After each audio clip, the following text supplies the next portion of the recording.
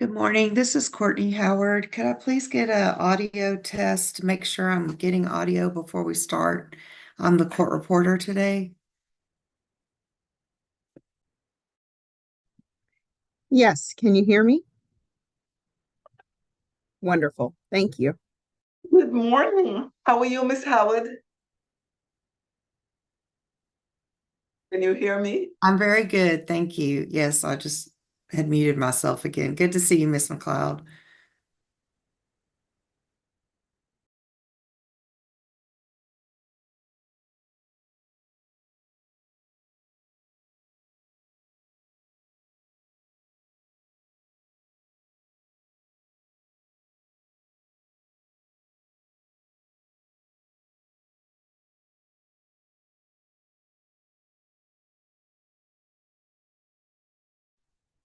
All right, good morning, ladies and gentlemen. Let's begin with our state all-purpose calendar.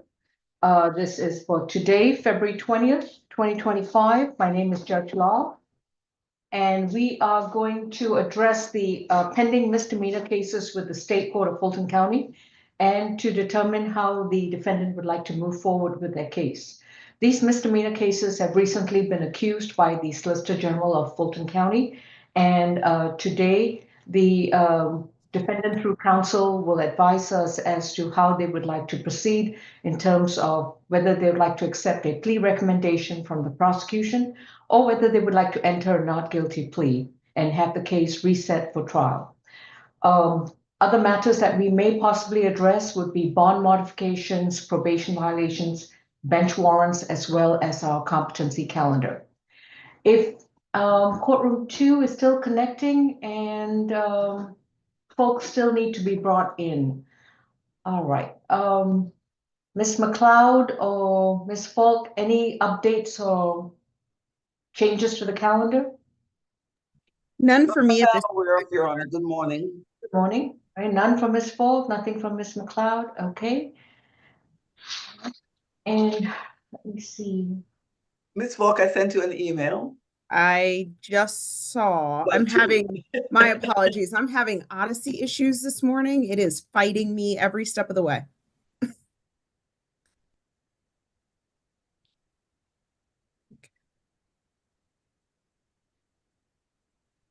All right, we don't have anyone from the other jail facility who is coming in. We may have a PD at the courtroom too, but I think they're still trying to connect to audio. So we'll just hold on. Do we have anyone from DV bench warrant count? I've only got one. Jarvis Golson. Is Mr. Golson here by any chance? No? Okay, well, he's not scheduled till 11 o'clock, so let's see now. And if I do still need to speak to some of my clients, but I haven't been able to contact the jail.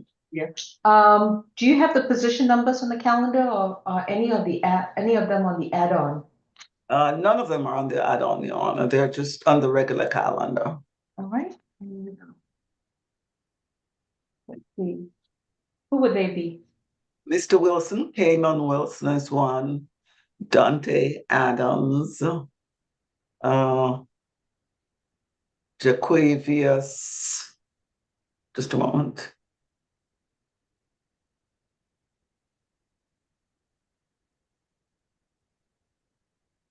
So I do know that I have Mr. Wilson and I have Mr. Edmonds. Okay. Yes, That's ED, Monds. And you said Dante Adams? Dante Edmonds, Your Honor. Edmonds.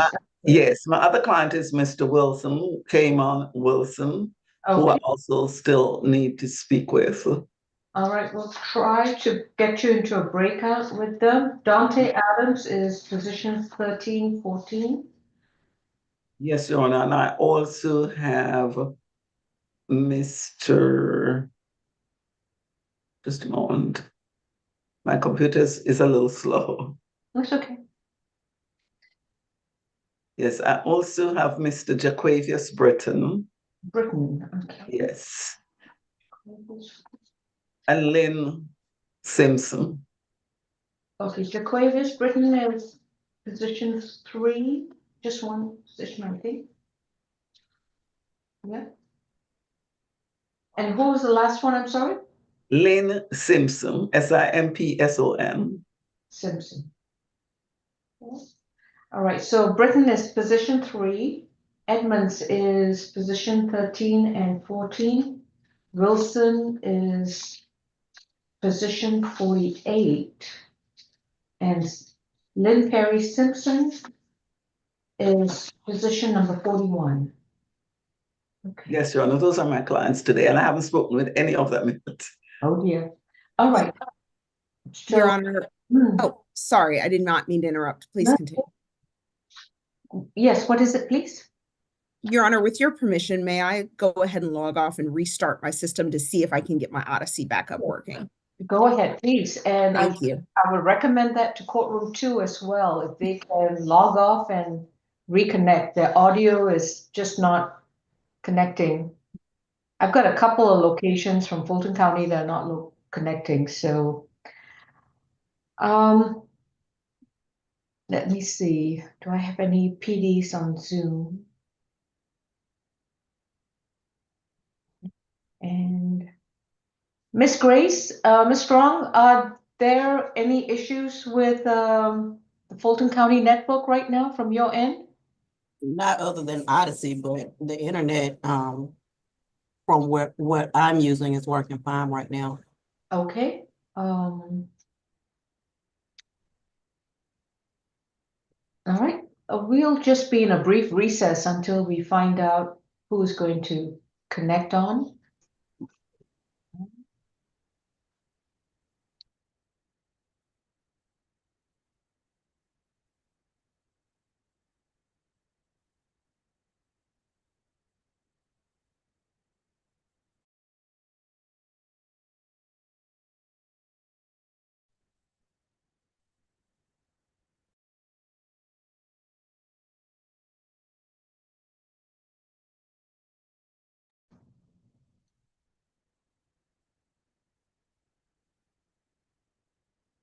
Deputy Francois, good morning.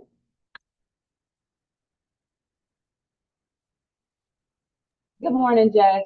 All right. How are you? I'm good. I do have a quick announcement, Judge Law. For position number 15, Ms. Kadeja Florence. Okay, let me get there. 15. Oh, okay. I think Miss Falk is trying to reconnect. But do I have any other prosecutors on Zoom? Anyone else from the Solicitor General's office? No? Okay, well, tell me what's going on and let Ms. Falk know. Okay, so basically for Ms. Florence, she waived her appearance. However, she is. Sorry, Francois, you were saying? I'm sorry, Judge. Hey, let me call you back in time. Thank you. Okay, I'm so sorry about that, Judge Law. So for Ms. Florence, she waived her appearance, but she is combative. So is that possible that she can still take a plea? Ms. Kim I just brought the phone up there. Ms. Kim just interviewed her. Her attorney is Tom White. I Right. do, he's on Zoom, so. Right. Ms. Kim actually interviewed her. Oh, it's Miss Kim's. Ms. Kim's, okay. Right. So Right. my question is, even though she's combative, but she waived her appearance and she wants to take a plea, does she still have to come before the court? If she doesn't want to come, leave it at that, and then I'll speak with Ms. Kim and see how she wants to proceed. Okay. And again, she did waive her appearance, and that's it. But the only thing is, Judge, because she's combative, I did not want to bring her. And that's perfectly fine. We'll just let Ms. Kim know. As soon as courtroom 2 connects, because they're having connection problems. So courtroom 2 isn't on Zoom. And Ms. Kim, I think, is at that location. So as soon as she connects, who else do you have at ACDC? I also have, what's your name? I also have position number 17, Miss Aisha George. Aisha And it says that she George. needs to speak to Miss Kim as well. So I'll give Miss Kim a call. Okay, thank you. Okay, thanks. Now, we're in a brief recess until our prosecutor and courtroom 2 connects to Zoom. Okay, sounds good. Thank you, Judge.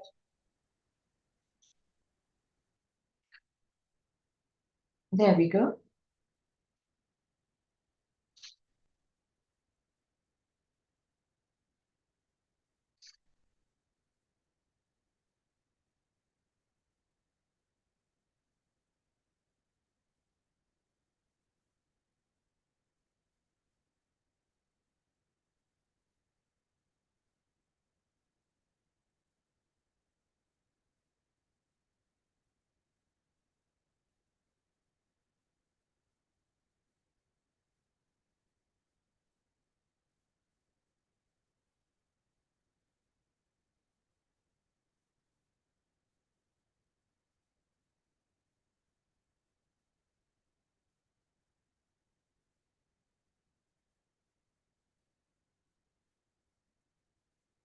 Well, I think courtroom 2 is still preparing, so we'll just hold until they're ready.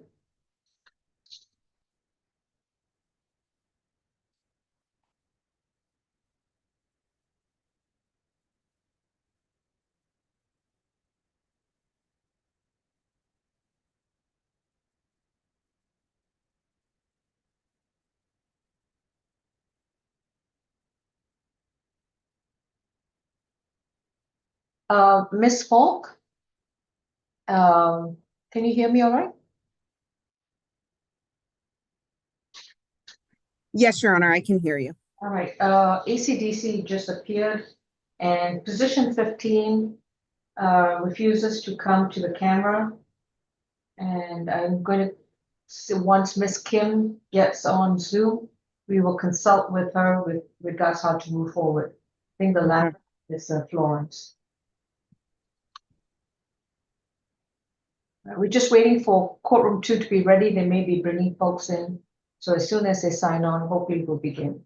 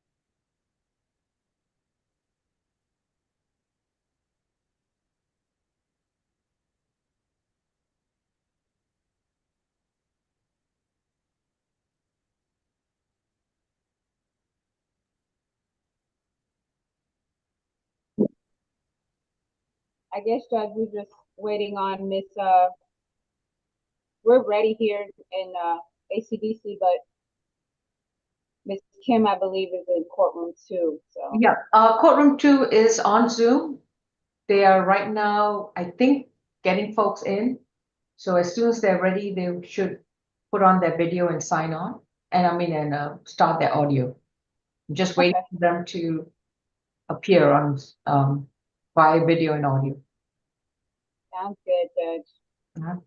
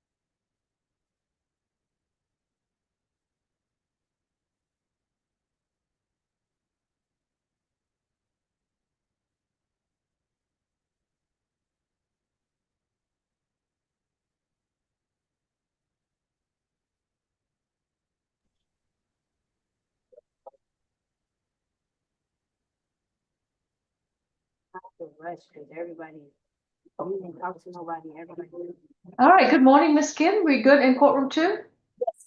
All right. Good morning, ladies and gentlemen. My name is Judge Law, and we are going to begin with our state all-purpose calendar.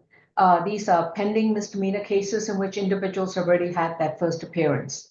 If you are charged with one or more misdemeanor offense, please remember that you have a right to remain silent. Anything that you say in open court, your statements can and will be used against you. You have a right to an attorney. If you cannot afford one, one will be appointed to represent you. Today, we're going to determine how the defendant would like to move forward with their cases. Some folks have already had a chance to speak to their attorneys. Some have not. So we're going to see how we're going to move forward. First of all, Ms. Kim, let me just inform you that on position 15, Ms. Florence. Yes. Deputy Francois has indicated that Ms. Florence refuses to come to the camera and has apparently waived her appearance, but Yes. I'll put that in writing. So you can tell me how you'd like to move forward, okay? Yes, I can prepare a waiver of appearance as well, along with plea paperwork. I can't take a plea without her being present. Oh, I thought we can do plea in absentee. If you have a plea in absentia signed by affidavit, I can do that, but I cannot do it in open court just because she waived her. It has to be a plea in absentia, Okay, the affidavit. does it mean that I have to go to ACDC to get signed? Yeah, Okay. or she shows up today. Would that be okay, Francois, Officer Francois, She maybe? refuses to come, so Yeah, I'm gonna try, Judge. I'll try again. let her know if she doesn't show up today, then we'll just wait another week before she comes back to court. Ms. Okay. Howard, yes? Yes, I cannot hear Miss Kim. She's breaking up. I can hear her clearly. Could you adjust your speaker perhaps? yes, I'll try it for that. I've got mine turned up all the way. It's Okay, let's try that again. Ms. Kim, just do a testing 1, 2, 3. 1, 2, 3. That's better. Thank you. Okay, all right. Also, courtroom 2, I have a couple of positions where conflict counsel, Ms. McLeod would still need to confer with her clients. And they are position 3, Britain. She's currently on the phone with them now. Oh, okay. That case, just FYI, is position 3, position 13 and 14, position 41, and position 48. We are aware. Oh, excellent. Thank you. Yes, Mr. White? I was going to let you know that we do not need positions 18 through 21. That's going to be a not guilty. All right. So for position 18 to 21, guess, GUESS, that's going to be a waiver of arraignment and further notice for trial. Your Honor, position number 12 is also a conflict case.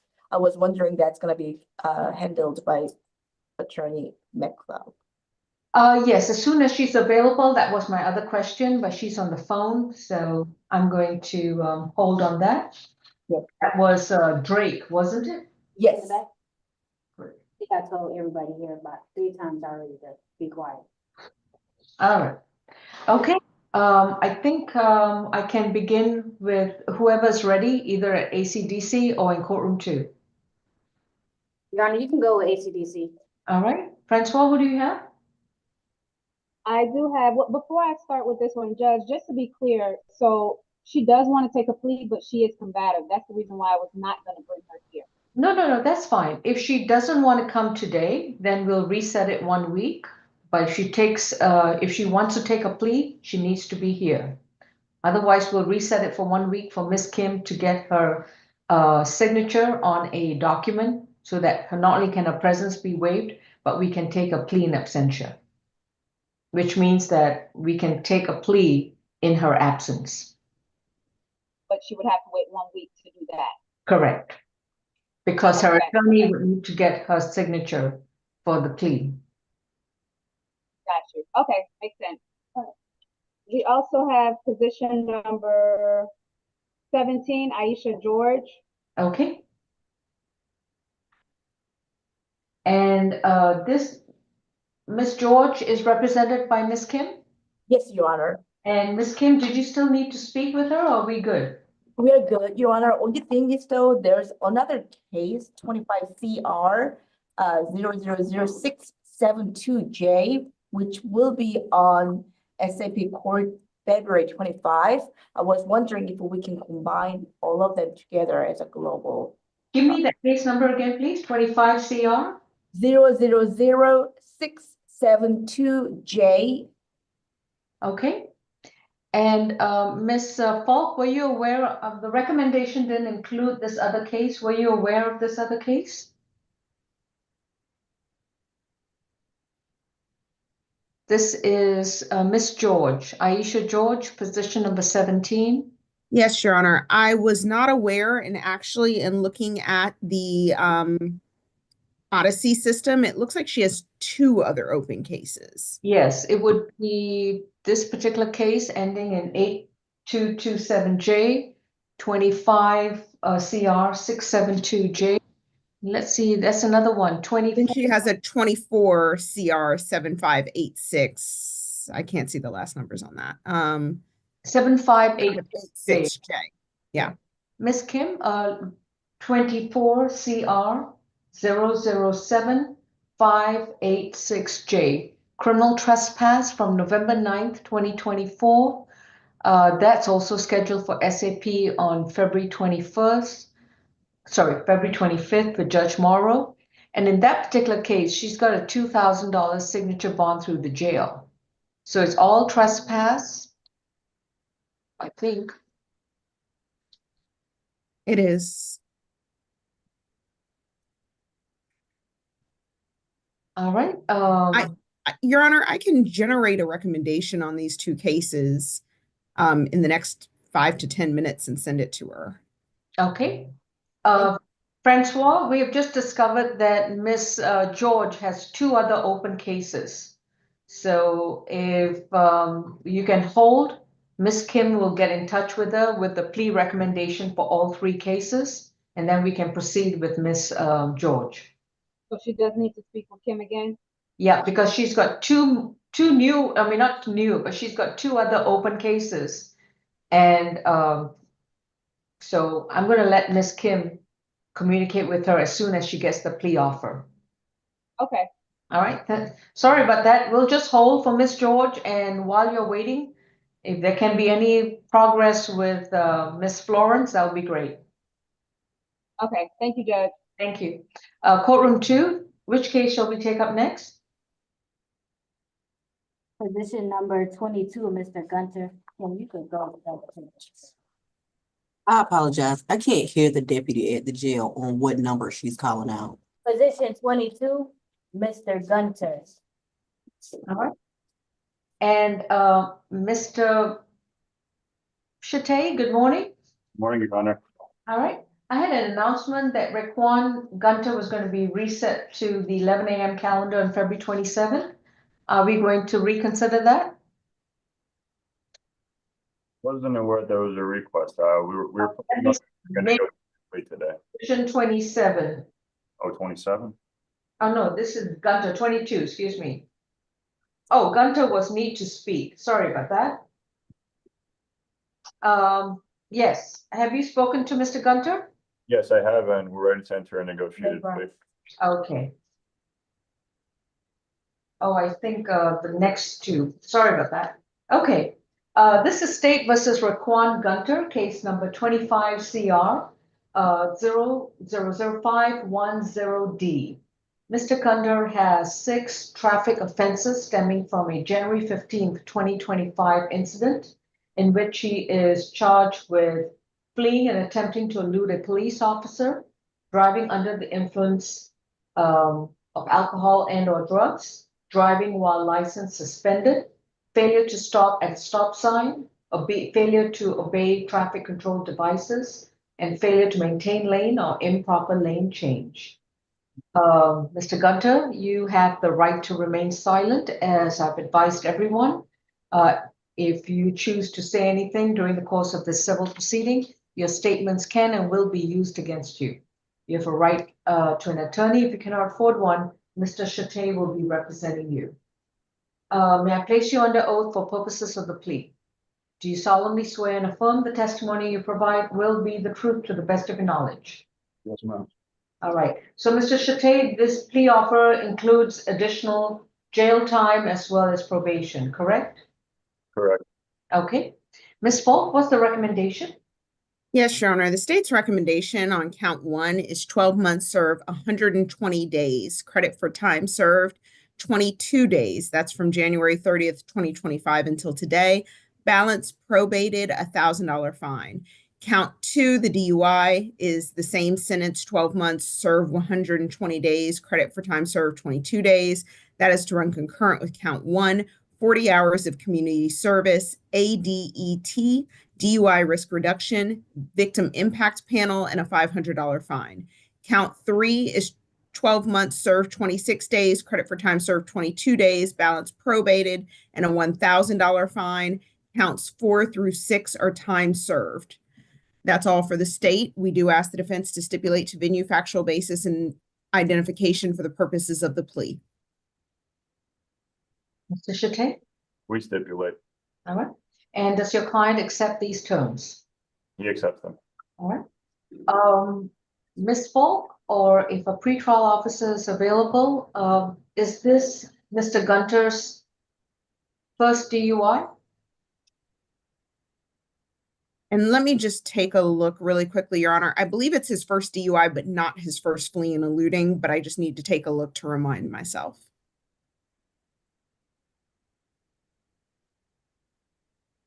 And my Odyssey is working incredibly slowly right now, Your Honor. Not sure if I have a pretrial officer on Zoom. Well, Ms. Hardy? while Yes, she's Your Honor. waiting, could you spell could the defense attorney spell his name? I don't have it. Last name? Okay, Gunter. Oh, no, Mr. Chate, your last name, your full. My last name is Yes. Itaia.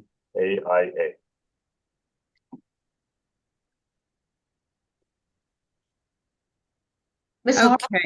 Oh, do you have any priors on Mr. Gunter? I don't see any other DUIs in his GCIC.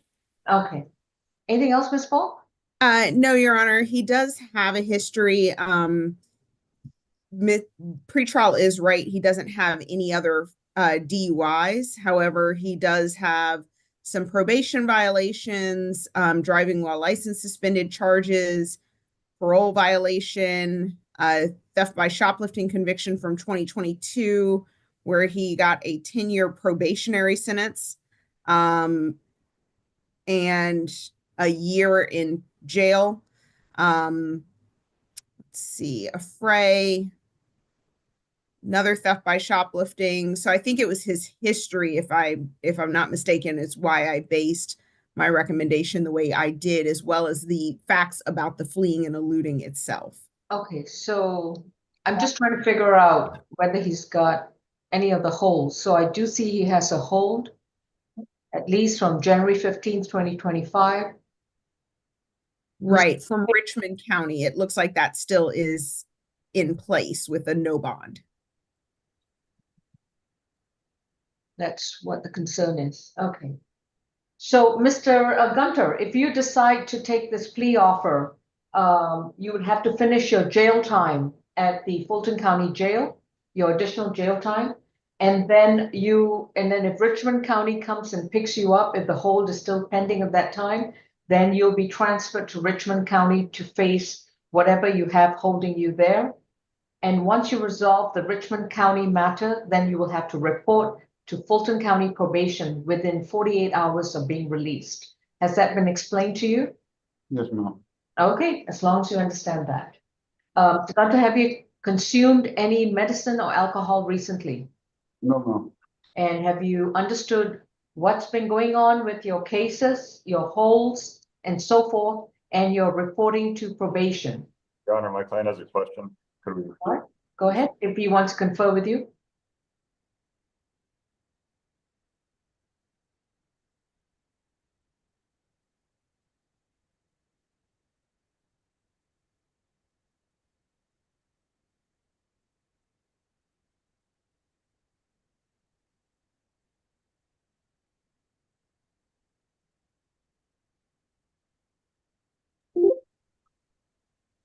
Your Honor, my client just wanted to know what the reason was for the hold. Would it be possible to get that information here?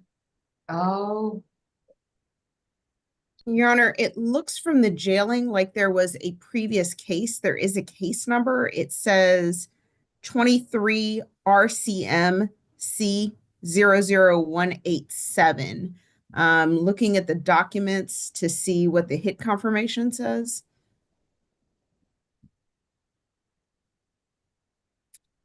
Just says wanted person out of Richmond County, but I'm not seeing anything other than a case number.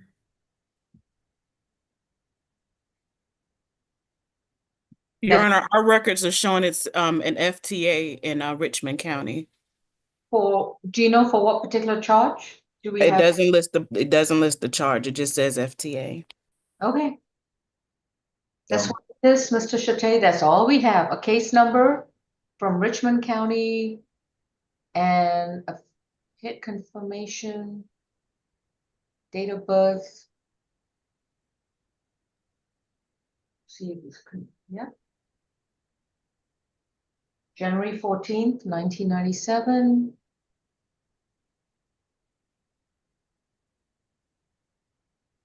What state is that in? Richmond County's in Georgia, Your Honor. Okay, just want to be sure. Yeah. It's that's all we've got, Mr. Chate. We'll proceed. Okay. As I was asking Mr. Gunter, does he have an understanding of what's going on in all these cases? Yes, ma'am. All right, other than the fact that you've got a failure to appear in Richmond County, Georgia. Yes, ma'am. And,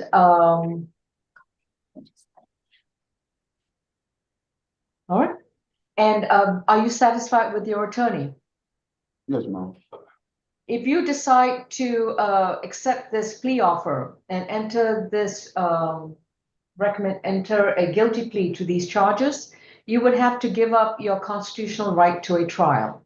You will not be able to go back to court to have the assistance of counsel, to confront your accuser, challenge the evidence that will be brought against you, be able to present your defenses and arguments, and the prosecution will not have to carry a burden to prove the charges against you beyond a reasonable doubt.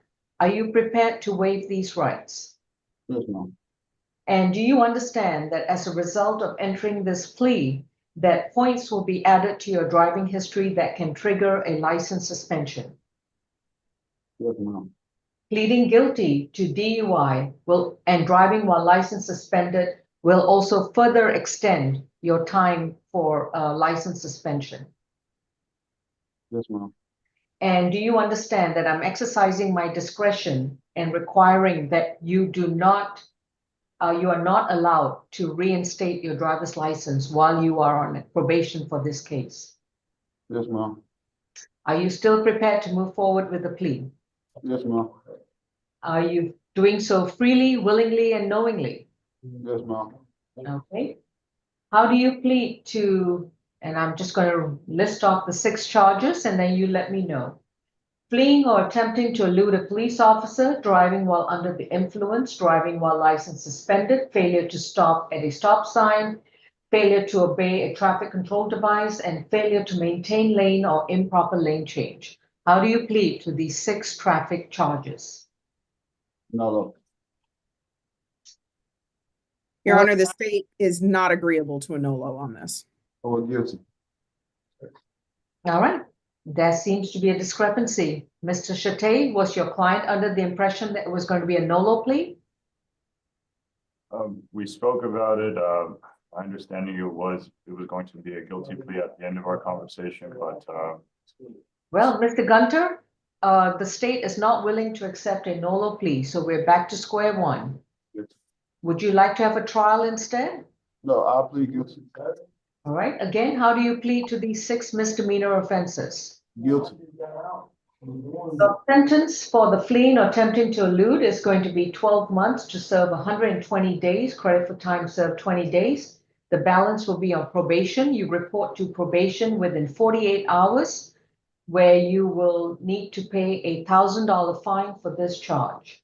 For the DUI, it's going to be 12 months to serve 120 days, credit for time served 20 days. And this will be balance probated concurrent with count 1, where in addition, you will have to complete 40 hours of voluntary community service, complete an alcohol and drug evaluation within 15 days of reporting to probation, and submit yourself to any treatment that's required.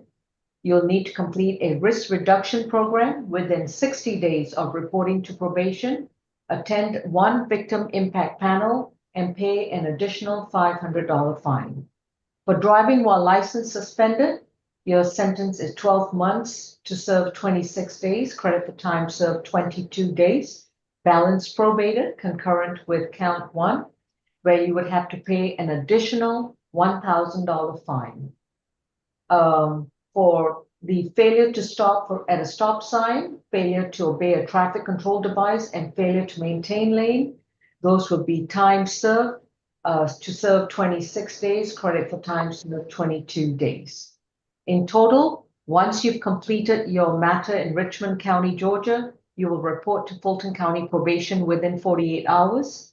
While you on probation, you will pay a total of $2,500 in fines at a rate of $250 per month. That's your minimum payment per month, in addition to your probation fees, court costs, and surcharges. You'll also complete your 40 hours of community service at any nonprofit agency at a minimum rate of 5 hours per month, and the nonprofit agency cannot be a church or a school. You will be on active probation for the remainder of the time that you have to serve for this case, and your license will not be eligible for reinstatement until you have completed the term of your probation and completed all conditions satisfactorily, be up to date with your fines, your community service, and your probation fees. Thank you.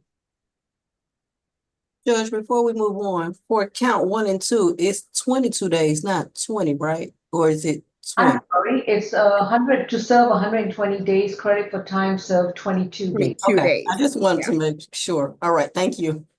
Okay. That was a plea.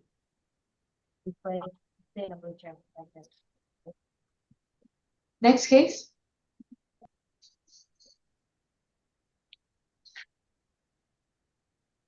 Your Honor, we can go to position number 8 and 32. 8 and 32, Mr. Cox.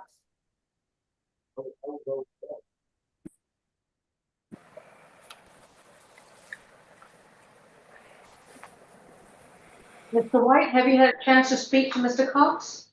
I have, Judge, and that's going to be a negotiated plea. All right. I'm not sure if the state was aware that it's the same person, but two different names, but the same person. Yes. One is Christopher Lewis, date of birth September 21st, 1994. Same date of birth, George Cox. Okay. And the other is position 32. All right. So Christopher Lewis and position 32 and George Cox is the one and same defendant. He has 2 cases. Position 8 is 25 CR 654F, accused of criminal trespass and theft by taking from February 7th, 2025. And position 32, State versus Christopher Lewis, also known as George Cox, accused of possession and use of drug-related object and giving false information to an officer from May 28th, 2024. All right. Mr. Cox, you have been advised of your right. Your attorney is Mr. Tom White. May I place you under oath for purposes of the plea? Do you solemnly swear and affirm the testimony you provide will be the truth to the best of your knowledge?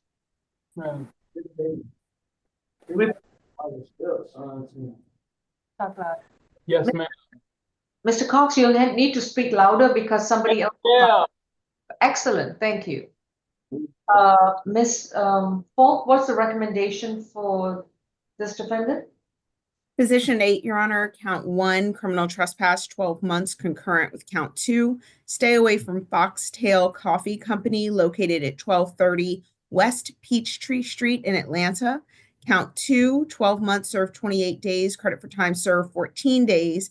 That is from February 7th, 2025 until today. Balance probated an anti-theft course and 40 hours community service. On position 32, the state's recommendation as to The drug-related objects charge is 12 months served 28 days, credit for time served 14 days, balance suspended. Stay away from the Hilton at 230 10th Street in Atlanta, Georgia. And the count 2, giving false information, 12 months served 28 days, credit for time served 14 days, balance suspended, and $300 fine suspended. That we also asked the defense to stipulate to venue factual basis and identification for the purposes of the plea. That's all for the state. Your Honor, we stipulate, when we just ask the probation, go non-reporting once he completes his theft class and community service. From the state? No reporting to, no objection to non-reporting, Your Honor. Okay. Mr. Cox, have you consumed any medicine or alcohol? No, ma'am. And would you like me to address you as Mr. Cox or Mr. Lewis? My name is indefinitely George Vincent Cox. Okay. And Mr. Cox, are you aware of what's going on in both your cases? Yes, ma'am. Are you satisfied with your attorney? Yes, ma'am. Are you entering this plea to both these cases freely, willingly, and knowingly? Yes, ma'am. If you decide to enter such a plea, you would have to give up your constitutional right to a trial. You will not be able to go back to court with your attorney to confront your accuser, challenge evidence that we brought against you, be able to present your own defenses and arguments, and have the state prove the charges beyond a reasonable doubt. Are you prepared to give up these rights? Yes, ma'am. How do you plead to criminal trespass and theft by taking from February 7th, 2025? Guilty.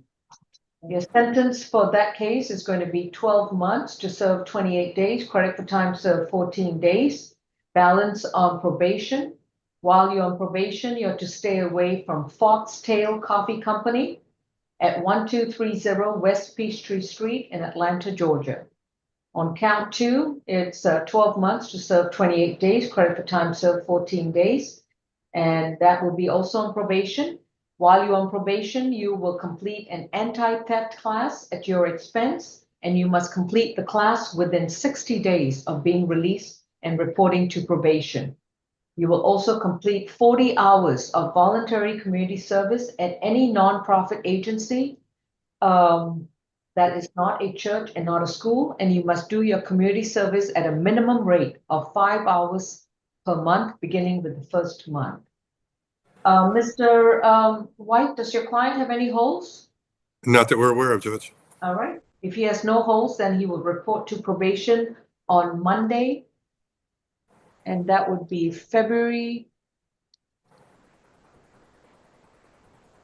24th before 3 p.m. The probation office is located at 132 Mitchell Street in downtown Atlanta. With regards to your second case, how do you plead to possession and use of a drug-related object and giving false information to a law enforcement officer from May 28th of last year? Guilty. Your sentence for this is going to be 12 months to serve 28 days, credit for time served 14 days, balance suspended, to stay away from the Hilton Hotel at 230 10th Street in Atlanta, Georgia. For the giving false information is 12 months to serve 28 days, credit for time served 14 days, balance suspended, and the $300 fine is also suspended. Mr. Cox, while you are serving on probation, if you've completed all your conditions and you are up to date with your probation fees and all court costs and surcharges, then your probation will be non-reporting. But until then, you'll be required to report every month. Thank you. Thank you. Thank you, Your Honor.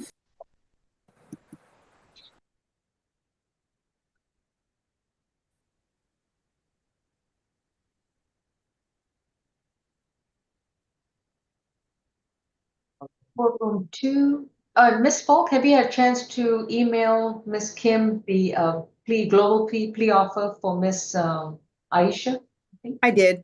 Okay, thank you. All right, courtroom 2, I can take another case, please. Actually, Your Honor, I was able to communicate with my client as well, and it is negotiated plea. All right, that was with Ms. Guess? No. No. It's George. Yeah. Sorry, I'm going over several cases. What was your client's name again, Ms. Kim? Iesha George. George. 17. I think ACDC, so we may have to wait a little bit, Your Honor. All right, as soon as ACDC comes on, we'll address that. Yes, Ms. Strong? Can you put the numbers in the chat for me, please? Because I'm gonna have to generate this other paperwork for these other two charges since she wasn't on this calendar. I am forwarding you the email right now, Ms. Strong, Thank and you. it has all the case numbers and the charges. All right. So you should have it shortly.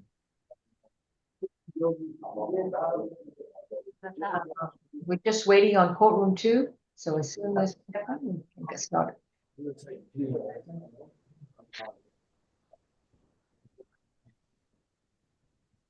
said Lawrence Clark, same person. As we came out. McKinney? Yeah, we got McKinney. You go ahead. Kim? This is position 6 and 38, Mr. McKinney. 6 and 38, okay.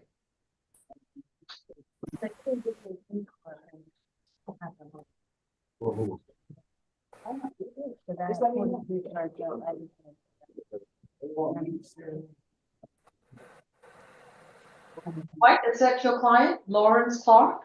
It is, Judge. All right. I have Lawrence Clark and Lawrence McKinney. Would that be correct? That's correct, Judge. All right, sir. Mr. Lawrence Clark, also known as Lawrence McKinney. My name is Judge Lal. You've been advised of your rights. You have 2 cases before us, 24 CR 3717F, accused of willful obstruction of an officer, criminal trespass, and simple battery against an officer from March 20th, 2024. Your second case, position 38, is 25 CR 660F. You're accused of theft by taking and willful obstruction of an officer from February 6, 2025. Mr. Clark, how would you like to be addressed? As Mr. Clark or Mr. McKinney? Either or, doesn't matter. I'm sorry? Either or. He said either or, Judge. Either or, okay. I'll go with the first one. Mr. Clark, may I place you under oath for purposes of the plea? Do you solemnly swear and affirm the testimony you provide will be the truth to the best of your knowledge? Affirmative. All right. Ms. Polk, what is the recommendation? On position 6, Your Honor, count 1, 12 months concurrent with count 3, a $300 fine. Count 2, 12 months concurrent with count 3, stay away from all GSU campus property. And count 3, the simple battery against law enforcement, 12 months served 262 days.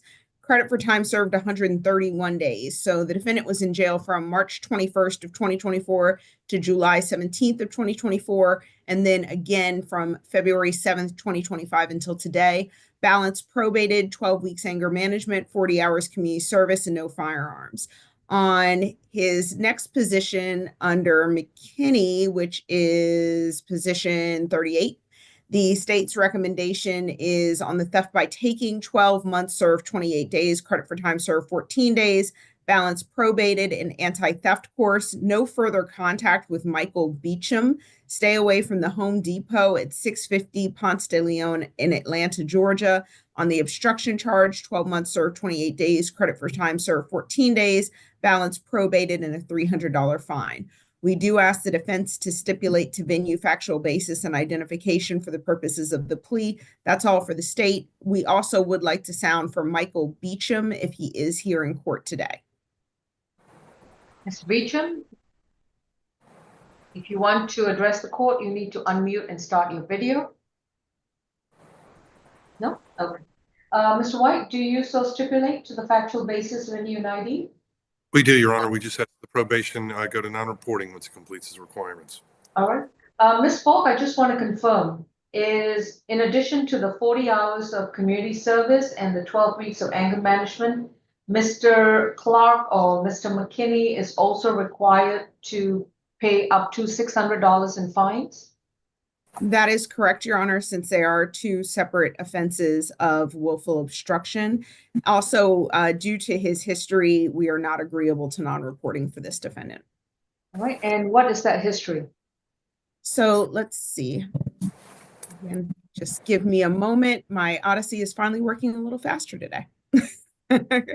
So the defendant is a multi-state offender. He actually has charges out of California. He has 5 cycles. The most recent one was a retail theft in 2017. He is a offender out of, let's see, it looks like Colorado. Nope. No. That's a different 10 cycles out of California, where it looks like he spent 16 months in prison for petty theft. And then here in Georgia, his history he has currently, this is his 21st cycle. He has a failure to appear in 2023, a probation violation in 2023, let's see, charges for let me see, a failure to appear from 2022, willful obstruction and burglary in 2024 out of Fulton Superior Court. He got 3 years probation on that, so that is still open. He does also have a possession of drug-related objects, willful obstruction case from Fulton County Superior Court, where it looks like he got 3 years probation for felony obstruction of a law enforcement officer under 23 SC 186467. So due to that, is he still on active probation? It would appear to be. I don't see anything that says his probation has been closed out. His most recent plea was February 16th of 2024, which was just a year ago, and he got 3 years probation. So it shouldn't be closed out at this point, but right. I'm not 100% on that. Let me confirm. Ms. Thomas from probation, is this gentleman Lawrence Clark or Lawrence McKinney, date of birth February 4th, 1989? Yeah. Is he still a client of probation from Superior Court? Anyone from probation? No.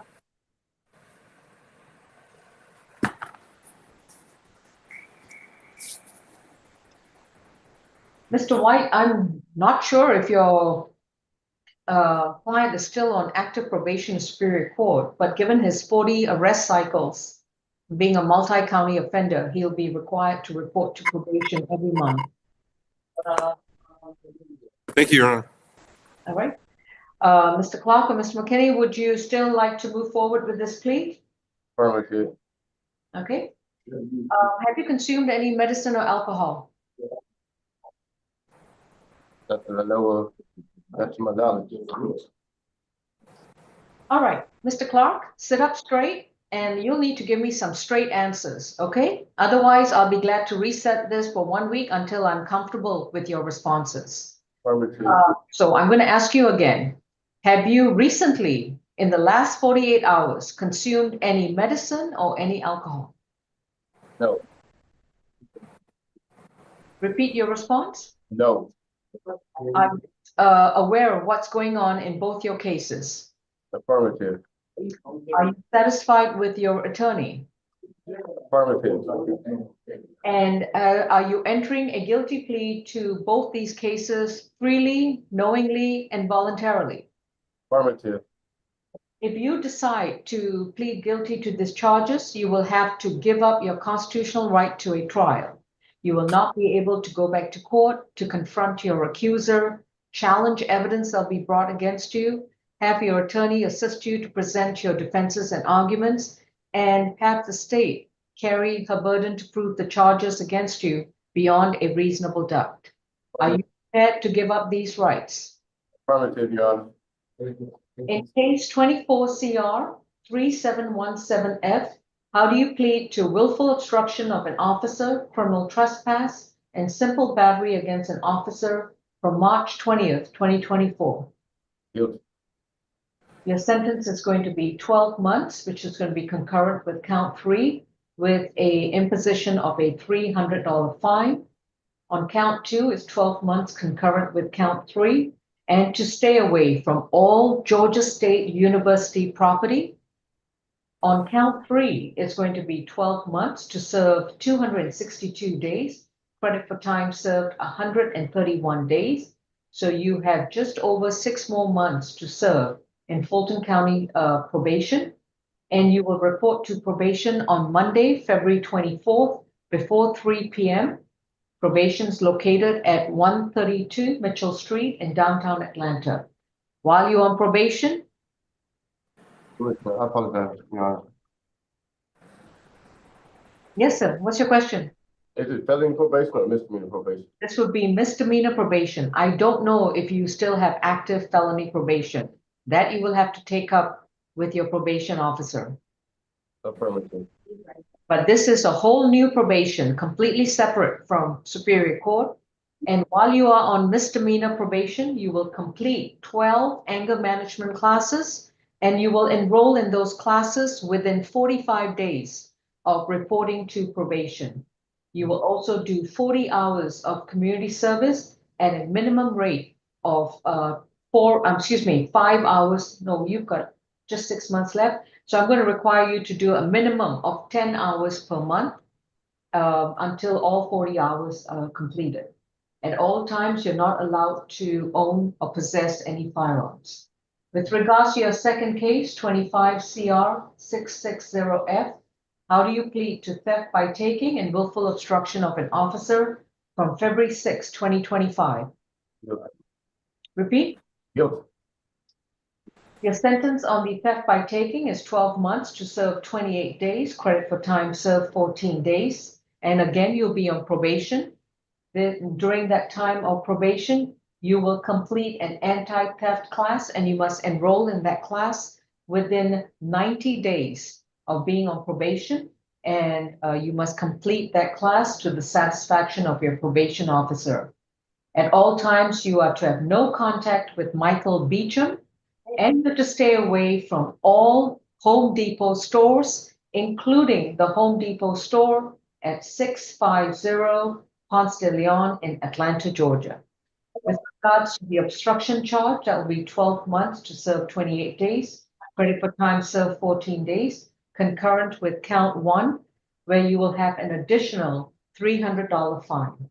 So in total, you have a $600 fine, which you would have to pay at a minimum rate of $50 per month until the entire fine is paid off. Yeah, that should be. You'll be on active probation every month. And if you fail to report or if you fail to comply with the conditions, probation is authorized to revoke the rest of the time for you to serve it out in jail. Any questions, Mr. Clark or Mr. McKinney? No questions, Your Honor. All right, thank you. That concludes positions 38 and position 6. Judge, we're going back to position number 17, George. Okay. Ms. George, you have been advised of your rights. Your case numbers are 24 CR 8227J, 25 CR 672J, and 24 CR 7586J. You raise your right hand. Do you solemnly swear and affirm the testimony you provide will be the truth to the best of your knowledge? All right, Ms. Falk? Yes, Your Honor. So Mrs. George's case that is on the calendar, the state's recommendation on that case is as to position 17, count 1, criminal trespass, 12 months served 30 days, credit for time served 15 days from December 19th to December 21st, 2024, and February 9th, 2025 until today. Balance probated, stay away from LoopNet check cashing located at 906 Cleveland Avenue in East Point.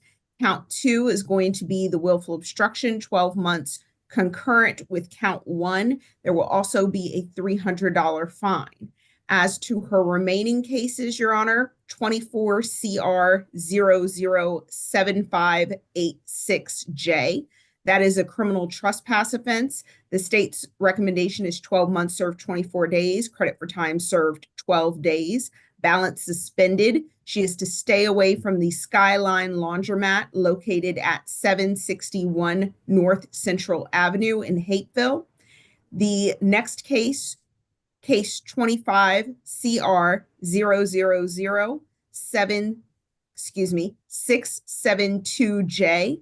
That is 3 counts. Count 1, disorderly conduct, will be 12 months probated, served 24 days, credit for time served 12 days, balance probated, MHET or BHET, whichever the defense and their counsel chooses. Stay away from 906 Cleveland Avenue in East Point. That is a barber shop at that location. The willful obstruction will be 12 months concurrent with count 1 with a $300 fine. And the second count of willful obstruction will be time served, which is 24 days, credit for time served 12 days. We do ask the defense to stipulate to venue, factual basis, and identification for the purposes of the plea. That's all for the state. Yes, we do stipulate, so. All right. Miss Aisha George, have you consumed any medicine or alcohol recently? No. Well, medicine, they give medicine in jail. All right. After consuming the medicine, are you still able to understand what's going on in all your 3 cases? Yes. Are you able to understand your attorney? Yes. And are you satisfied with your legal services? Yes. If you decide to plead guilty to all these charges, that's 1, 2, 3, 4, 5, 6 misdemeanor offenses will be reflected on your criminal record history. Has that been explained to you? Well, it's been explained to me now. I can't understand what you just said. It's been explained to me now. I only thought I had 3 charges. I didn't know it was 6. On position 17, this is from December 18 at the LoopNet neck check cashing store. You have criminal trespass and willful obstruction. That's 2 charges. And then on a new case, 25 CR, at the Skyline Laundromat in Hapeville, that's 1 count of criminal trespass. That's your 3rd charge. And then from a prior case at the barber shop on Cleveland Avenue, you've got 3 more charges, criminal trespass and 2 counts of willful obstruction. That adds up to 6 charges. Are you prepared to plead guilty to all 6 charges today? Yes. Repeat? Yes. And are you doing so freely, willingly, and knowingly? Yes, I am. You need to sit up and speak up louder so our court reporter can hear you. Yes. Ms. George, has it been explained to you that if you plead guilty, you will have to give up your right to a trial? You will not go back to a courtroom. You will not face your accusers, not be able to challenge the evidence brought against you. Your lawyer will not be able to present your arguments and defenses, and the prosecutor will not have to do her job to carry her burden of proof to prove all these charges against you beyond a reasonable doubt. Are you prepared to give up these rights? Yes, I am. From December 18th, 2024, how do you plead to criminal trespass and willful obstruction? Guilty. The sentence is 12 months to serve 30 days, credit for time served 15 days, balance probated. If you have no other cases holding you, you will report to probation on Monday, February 24th, before 3 p.m. Probation is located at 132 Mitchell Street in downtown Atlanta. While you're on probation, you will stay away from the store called LoopNet Check Cashing at 906 Cleveland Avenue in East Point, Georgia. For the willful obstruction is 12 months probation, concurrent with count 1, and pay a $300 fine. In case 25 CR 672J, how do you plead to disorderly conduct, willful obstruction of an officer, 2 counts? Guilty. Your sentence is 12 months to serve 20, for disorderly conduct is 12 months to serve 24 days. Credit for time served 12 days, balance probated, and you will have to complete an MH evaluation or a behavioral health evaluation, and you must do so within 30 days of reporting to probation. At all times, you have to stay away from 906 Cleveland Avenue from the barber shop in East Point. You have to stay away from that entire strip mall. On the count 2 willful obstruction, that's going to be 12 months probation and to pay an additional $300 fine. Count 3 willful obstruction will be 12 months probation concurrent with count 2. Now on your third case, 24 CR 007586J, how do you plead to criminal trespass at the Skyline Laundromat? Guilty. Your sentence, okay, your sentence is 12 months to serve 24 days, credit for time served 12 days, balance suspended. You cannot return to the Skyline Laundromat at 761 North Cleveland Avenue in Hapeville, Georgia. Do you understand? Yes. Right, if you have no holes, you'll be released within 24 hours. Remember to report to probation on Monday. Thank you. I apologize. Which one is she doing? She, for the 24. No, I mean, is she doing the BHET or MHET? Yeah, sorry. BHET. Thank you. BHET, okay. All right, anything else? I think we're done with Ms. George and her 3 cases. We can move on. We can go to position number 36, Mr. McBride. 36.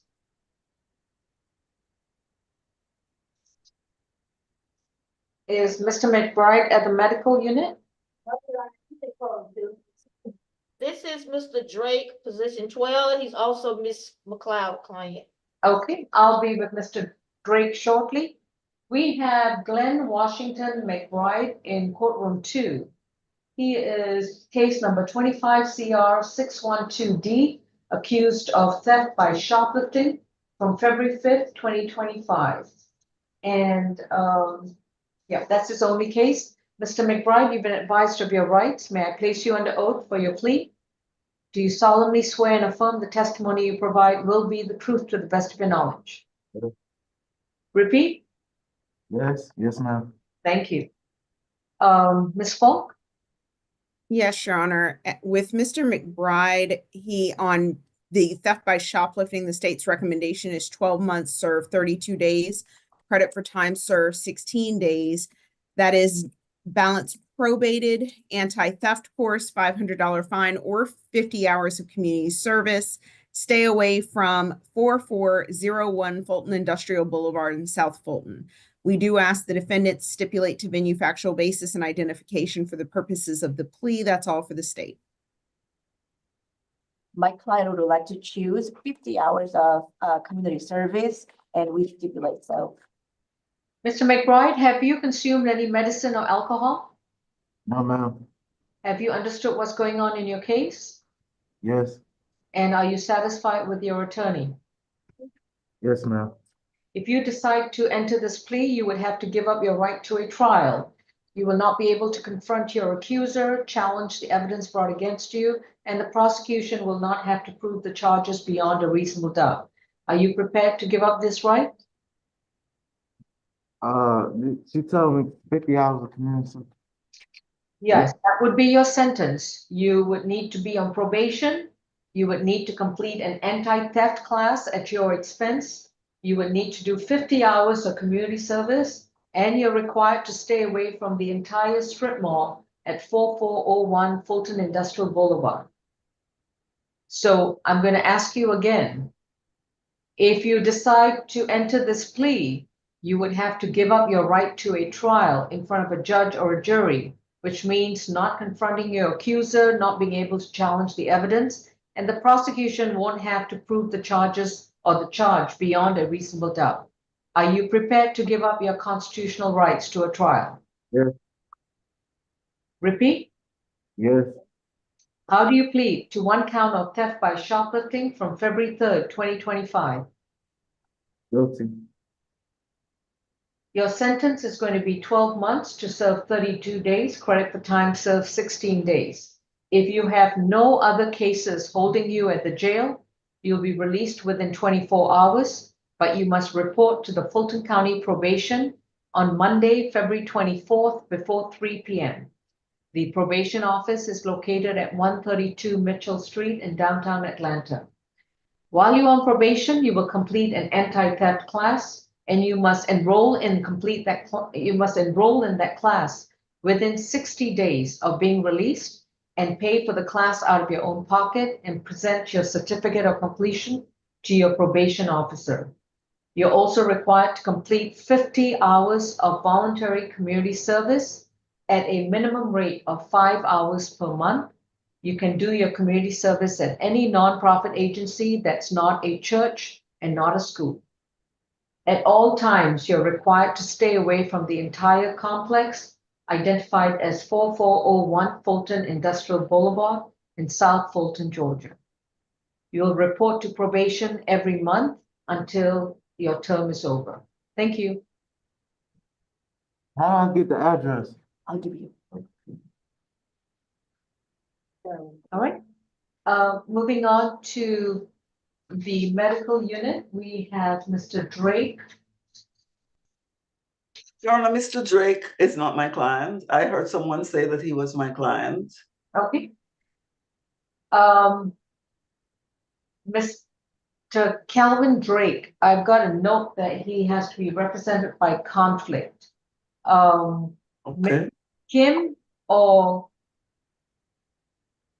Mr. White? Well, if he is to be represented by conflict, that's I didn't know about it, and I've not really ever spoken to him before, so I don't really know anything about his case. Seems he hasn't been assigned yet, Judge. Okay. Ms. McLeod, I'll be glad to appoint you to represent Calvin Drake if you would like to go into a breakout with him. Yes, Your Honor. And Mr. Drake's case is 25 CR 0005944Y. He's accused of simple battery family violence from January 28, 2025. And there's a plea offer that Ms. Folk can either email you or put in the chat to you. Yes, Your Honor. And as soon as you receive the plea offer, please indicate to Ms. Strong that you are ready to go into a breakout. Ms. Folk, have you had a chance to send the plea offer? No, Your Honor. Which position is this? 12, Calvin. 12. I am sending it now. Okay. Ms. Strong, as soon as Ms. Cloud gives you the green light or thumbs up, can you place Ms. McLeod and medical into a breakout, please? Yes, ma'am. Thank you. Oh, thank you, Ms. Grace. All right. Thank you. Also, Your Honor, I have a client, Mr. Wilson, who has a plea offer, which is essentially a time-served plea offer, and they seem to be having difficulties locating him. So I want to make sure he comes on so that I'm able to discuss this plea offer with him and that he may be able to take the plea. His mom is on the Zoom also. All right. Crossing fingers and toes that the jail is able to produce him for Zoom. Thank you, Your Honor. Do you have the plea offer, Ms. McLeod? Yes, I do, Your Honor. All right, then I'll place you and medical. You're going into a breakout with Attorney McLeod. All right, Ms. Courtroom 2, who shall we go next? We have someone at ACDC or courtroom 2? We can go to position number 39 and 40, Mr. Rogers. Okay. We have Marquez Rogers and Ms. Kim, do you represent him? Yes, we would like to request for a NOLO plea. I believe this is first NOLO that he can do. Ms. Falk? Let me just take a look, Your Honor. That request is new for me, so just take a look at his history really quickly.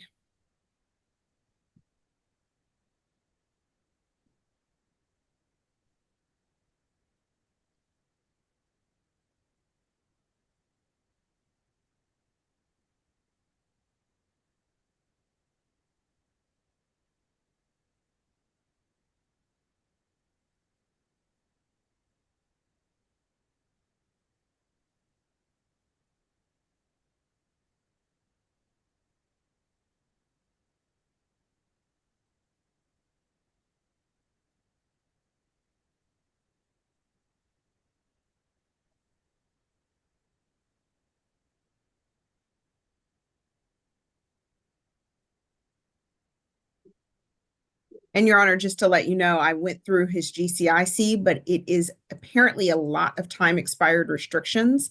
But he did enter a NOLO plea on February 27th of 2020. So he has entered a NOLO plea on a theft by shoplifting in the last 5 years.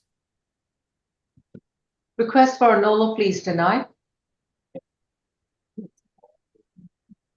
You would like to proceed with a guilty plea, Your Honor. All right. This is Marquez, middle initial S, last name Rogers, case number 22 CR 3870J. Mr. Rogers is accused of simple battery and obstruction of a law enforcement officer from August 19th, 2021. He's also got a bench warrant, 25 FTA 291 for failure to appear in this in the case I just listed from November 14th, 2023. Mr. Rogers, you have been advised of your right to remain silent. Your attorney is Ms. Kim. May I place you under oath for purposes of the plea? Raise your right hand. Do you solemnly swear and affirm the testimony you provide will be the truth to the best of your knowledge? Yes, ma'am. Thank you. Falk? Yes, Your Honor. On position number 39, the state's recommendation is 12 months served 73 days, credit for time served 73 days. Balance probated, family violence intervention program, no further contact with Destiny Tinch. On count 2, the obstruction of a law enforcement officer, 12 months or 73 days, credit for time served 73 days, as well as a $300 fine. We would like to sound for Miss Destiny Tinch, and we do ask the defense to stipulate to venue, factual basis, and identification for the purposes of this plea.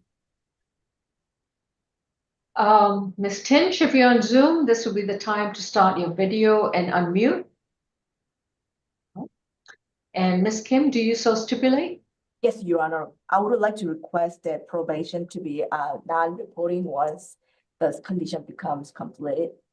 All right. Any objection to non-reporting once he completes his FBIP, the fine, and up to date with his fees and surcharges? State has no objection. All right. Mr. Rogers, have you consumed any medicine or alcohol? No, ma'am. Have you understood what's going on in your case? Yes, ma'am. And are you satisfied with your legal services? Yes, ma'am. If you decide to enter this plea, you would have to give up your right to a trial in front of a judge or a jury. You will not be able to confront your accuser, challenge the evidence that'll be presented before you, be able to present your defenses and arguments through counsel, and the prosecutor will not have to prove the charges beyond a reasonable doubt. Are you prepared to give up these rights? Yes, ma'am. How do you plead to simple battery?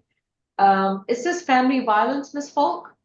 So this incident involved his sister, so it is not, because family violence, the statute does not encompass siblings for simple battery. That is why it was not simple battery family violence, but it is in fact a member of his family, which is why we asked for FVIP. Okay, how do you plead to simple battery and willful obstruction of a law enforcement officer? Guilty. On the simple battery, your sentence is going to be 12 months to serve 73 days, credit for time served 73 days, and the balance will be on probation. If you have no other holds, you will report to probation on Monday, February 24th, before 3 p.m., and that is located at 132 Mitchell Street in downtown Atlanta. While you're on probation, you will pay you will complete a domestic violence intervention program. This is a series of 26 weekly classes, and you will enroll in the program within 45 days of being released. You will attend and complete all 26 classes without missing or skipping any of them, and you will pay for those classes out of your own pocket. You are to have no further contact with Destiny Tinch. Stay 200 yards away from Ms. Tinch and do not communicate with her in any way, form, or manner, including on social media. On the obstruction charge, it's going to be 12 months to serve 73 days, credit for time served 73 days, balance probated concurrent with count 1, in which you would have to pay an additional $300 fine, and you will pay that fine at a minimum rate of $30 per month, and in addition to your probation fees, court costs, and any surcharges. Your probation may be non-reporting once you have completed the domestic violence classes, paid off the $300 fine, and you are up to date with all your probation fees, court costs, and surcharges. Thank you. Thank you. Oh, and the bench warrant will be dismissed.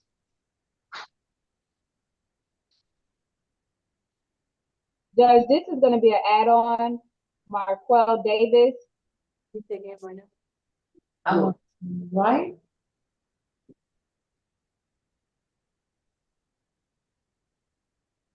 All right, could Mr. Davis please sit back a little so we can see his whole face? Thank you. This is State versus Maquel, M-A-Q-U-A-L, DeJounte Davis. Mr. Davis has 4 cases on our add-on calendar. Position 1 is a bench warrant, 25 FTA 191, failure to appear on July 11th, 2024. Position 2 is a bench warrant, 25 FTA 192, failure to appear on same date, July 11th, 2024. Position 3 is a misdemeanor case, 23 CR 4294E, in which he's accused of willful obstruction of an officer and violations of pedestrian and roadway from July 7th, 2023. And the 4th case is 24 CR 1941E, in which Mr. Davis is accused of reckless conduct, possession of a pistol or revolver by a person under the age of 18, and willful obstruction of a law enforcement officer from December 2nd, 2022. Mr. Davis, these are the 2 cases brought against you and the 2 additional cases which are bench warrants. Please remember that you have a right to remain silent about your cases. Anything you choose to say, your statements can and will be used against you. You have a right to an attorney, and representing you presently is going to be. Judge, I didn't mean to cut you off. I apologize. This is a conflict and he has been reset to several calendars. And I believe that Ms. McLeod is supposed to be representing him. I'm sorry you went through your whole spiel. I was trying to tell you. That's okay. I want to make sure he knew his rights. Okay. So has he been appointed conflict? So Mr. Jordan reached out to Mr. Murphy yesterday because he thought that he was representing him, but Ms. McLeod said this morning that she would. So I'm not sure if she has spoken with him yet, but she does know that, or I was under the impression that she knew that she will be representing him. All right. And just to piggyback on what Ms. Strong is saying, I overlooked that there was an add-on calendar sent out yesterday. So I just saw it this morning. I can work up some recommendations because it doesn't look like any had been previously worked up and send them to Ms. McLeod, but I don't know if she's even had a chance to talk to her client yet. So I can work those up pretty quickly. I will say he is currently in custody on felony charges as well as FTAs for the misdemeanors. So he's got quite a bit he's got to deal with right now that is not related to us. All right. Mr. Davis, you will need to speak to attorney Maureen McLeod. She is on Zoom, but she's presently speaking with another client. Francois, we can hold until Ms. McLeod is available to speak with him in a breakout session. Is that acceptable? Yeah, that's fine. Or I can reach out myself as well. Okay. As soon as she comes out, I think she's in the middle of another conference. Okay? Okay. All right. Thank you. Courtroom 2. Well, at least I've gone through my information with Mr. Davis, so I don't have to repeat that. But right now, let's go to courtroom 2. Position number 31, Mr. Jones. Okay.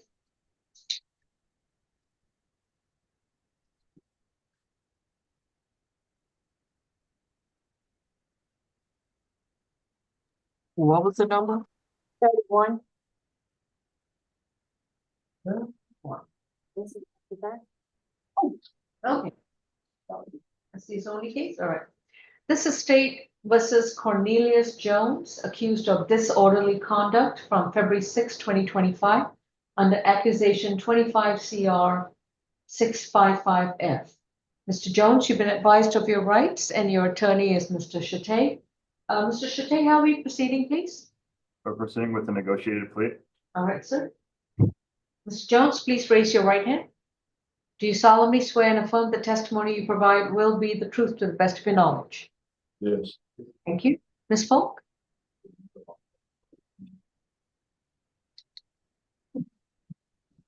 I'm sorry, you're on mute. Apologies. The state's recommendation on this case is 12 months served, 28 days, credit for time served, 14 days, balance probated, as well as ADET.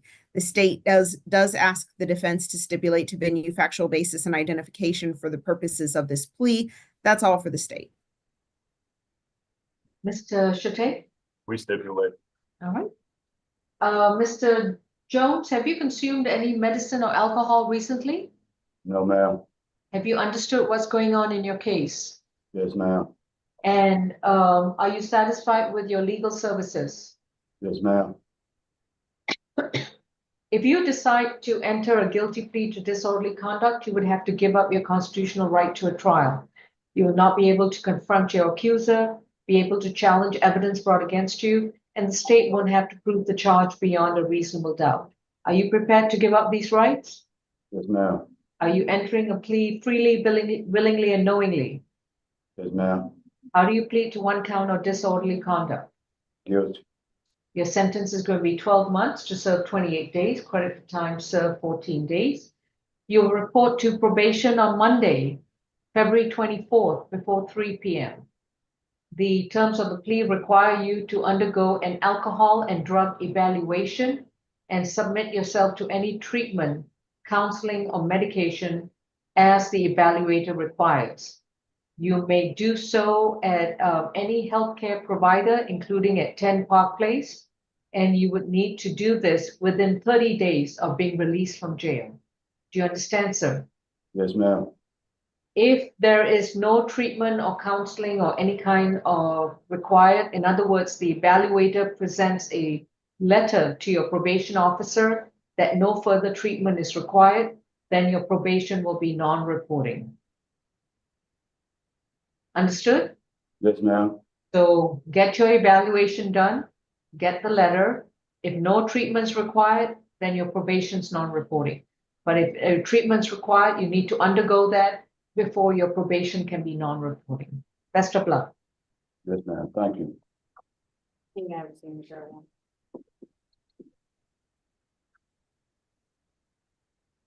Ms. McLeod. Your Honor. All right. How would you like to proceed with Mr. Drake? Well, first, Your Honor, I would like him to get a signature bond so he can get out of jail and properly recuperate from the injuries that he has. The alleged victim stabbed him so badly, he can show the court where he's still bandaged. He had broken ribs and so on. He was in Grady, had to undergo surgery. So, he's sitting in jail in a medical unit and he is pretty significantly injured. So that is what I would ask for him. I will be filing a motion for immunity on his behalf and a demand for speedy trial. Okay. And then, not to change subjects, but you have another potential client at ACDC, Mr. McQuell Davis. He's on Yes, Your Honor, Mr. Jordan did contact me this morning about Mr. Davis, so I will need to speak with him. Okay. And Your Honor, I am finishing up the recommendations on those, so I'll send those over right now. Okay. But sorry to make you multitask, Ms. Falk, but we have a bond motion challenge. Yes, Your Honor. And Ms. Falk, currently he's on a $2,000 good bond from first appearance. Yes, Your Honor. And let me just save the recommendations on Mr. Davis's case so I don't lose those, and I'll be prepared to move forward on the bond. All right. While we're waiting, Ms. Hardy, are you available? Yes, Your Honor, I'm here. May I have GCIC report on Calvin Leon Drake, position 12? Okay, one moment.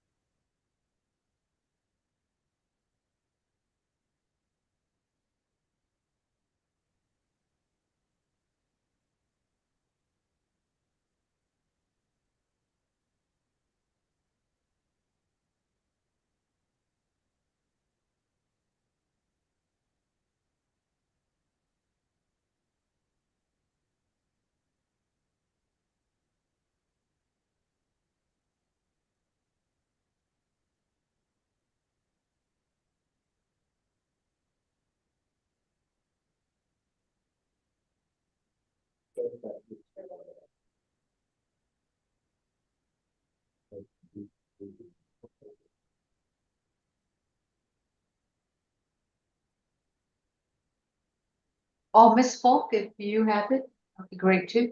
Yes, Your Honor. Just to kind of lay the basis, the $2,000 good bond was issued by Judge Morrow on February 6, 2025, with a no further contact from Ratanza Phillips, a stay-away order from 1756 Stokes Avenue, and a social worker visit. The defendant's history, which I do have right here, consists of, it looks as though the defendant has a total of 28 cycles, probation violation from October 2024, a receipt of a or transport of a firearm by a convicted felon. He received 10 years for that. On probation, December 6th of 2024, that was out of Elbert County. He is still on probation for that offense. He also has a probation violation on October 9th, 2024, where he had 10 days revoked. He has another, let me just make sure if that's a different one or the same one. That looks like the same case. So moving on, criminal trespass and simple battery family violence arrest, May 17th of 2019. Aggravated assault arrest, September 7th of 2018, driving while, probation violation and failure to appear, dated, as well as it looks like a probation violation for robbery. That was August of 2013. Oh, that's good. It appears, yes, it appears that goes back to there. I believe the reason that, I do recall this case, I believe the reason that the judge issued a surety bond on this case is because Ratanza Phillips has been this defendant's victim before. I just give me a moment to pull up his felony history, but if my recollection is correct, they have had incidents before where he has been charged with violence against her. So this is not the first time they have a case together, and where he is the That's correct. Aggressor. And so for that reason, I believe is why the judge issued a $2,000 surety bond on this case. And that looks like it was an aggravated assault strangulation, 19 SC 173545. The final disposition on that case was on November 13th of 2020. The defendant received 4 years with 1 year commuted to time served and 12 months commuted to time served. The defendant should have no contact with Ratanza Phillips. Defendant shall complete an anger management course. Any alleged violation should be returned to the sentencing judge for adjudication. That was signed by Kimberly Esmond Adams on November 23rd of 2020. So within the last 5 years, this defendant had an aggravated assault strangulation that he pled guilty to involving this same victim. The allegations in this case, Your Honor, are that Ms. Ratanza Phillips called the police, stated that her ex-boyfriend had arrived to the residence yelling at her. She had asked him to leave, but he refused to. She told the officer that he had been staying there for at least a month and that the officer said she needed to get him evicted. And if anything happened, she should call the police again. So she did call the police again when another incident occurred. She stated he struck her with an open-handed strike and she ran out of the house and called the police. She did have video that she showed to the officer, Your Honor, with the defendant yelling at her. And according to the officer, in a blink of an eye, Mr. Drake struck her with an open hand strike across her left face. After getting attacked, Ms. Phillips in the video pushed Mr. Drake, which caused him to fall. And once he had fallen to the ground, she ran outside and got in her vehicle. The surveillance camera recorded all of this at 11:20 p.m. and she called the police at 11:21 p.m. When the officers went into the house, they did observe Mr. Drake, laying on the floor. He said he was stabbed. He did have a laceration. He was asked how he got that laceration. He said he did not remember, but the officer did observe damaged glass when he looked at the location where Mr. Drake had fallen. So I understand the allegation now that our victim stabbed Mr. Drake, but that was not the allegation on the date that this happened. And in fact, the officer saw broken glass and has a surveillance video which shows her fleeing from him at 11:20 p.m. and calling the police at 11:21 p.m. 1 minute later. So for that reason is why the judge gave a $2,000 surety bond. I believe that bond was quite generous considering he just got off charges for aggravated assault strangulation against this victim. And we ask that the bond remain as set. We would also like to call from Ratanza Phillips if she is here in the court. Yes. Well, Miss Falk, are you suggesting that the stabs, which damaged his ribs and all that, he inflicted himself? Whoa. This is not the time to have a discussion. Y'all can do this during negotiation off Zoom. Right now, all I need to know is whether Mr. Drake qualifies for a signature bond based on the argument presented by Ms. McLeod. Now, someone did chime in without starting the video. I have a picture of a lady in a white hat. If you want to address this case, you need to start your video and unmute. Ratanza Phillips. Yes, ma'am, I'm here. Okay, good. Start your video. Yes, ma'am. The next time, if you see me as a judge in a Zoom and you interrupt anyone's argument, I will have you removed from Zoom. Do you understand? Yes, ma'am. All right. Raise your right hand. Do you solemnly swear and affirm the testimony you provide will be the truth to the best of your knowledge? Yes, I do. All right, Ms. Falk, there's Ms. Phillips. What would you like to ask her? Your Honor, I was asking if Ms. Phillips had anything she would like to add based on what I've already told the court. All right, Ms. Phillips, anything to add? Yes, as Ms. Falk stated earlier, a number of the cases with Mr. Drake have been with me involved as well. I just don't feel that he needs a signature bond. I still have anxiety from that night and everything. And so I just, and he's not doing what is required to do. He's not doing the anger management classes. He's not, so I still have anxiety. And I'm still fearful. Ms. McLeod, do you have anything else to add? I would like to ask Ms. Phillips a couple of questions. The solicitor? No. No, Ms. Phillips. Oh, Ms. Phillips. Okay, sorry. All right, go ahead. Yes, Ms. Phillips, do you have any idea how he got stabbed?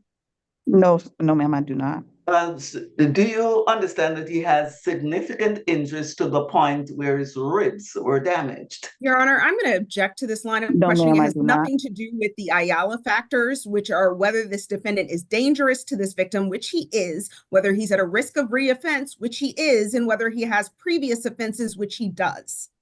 Objection overruled. Ms. Phillips, can you respond to the question? Are you aware of his medical condition at the present time?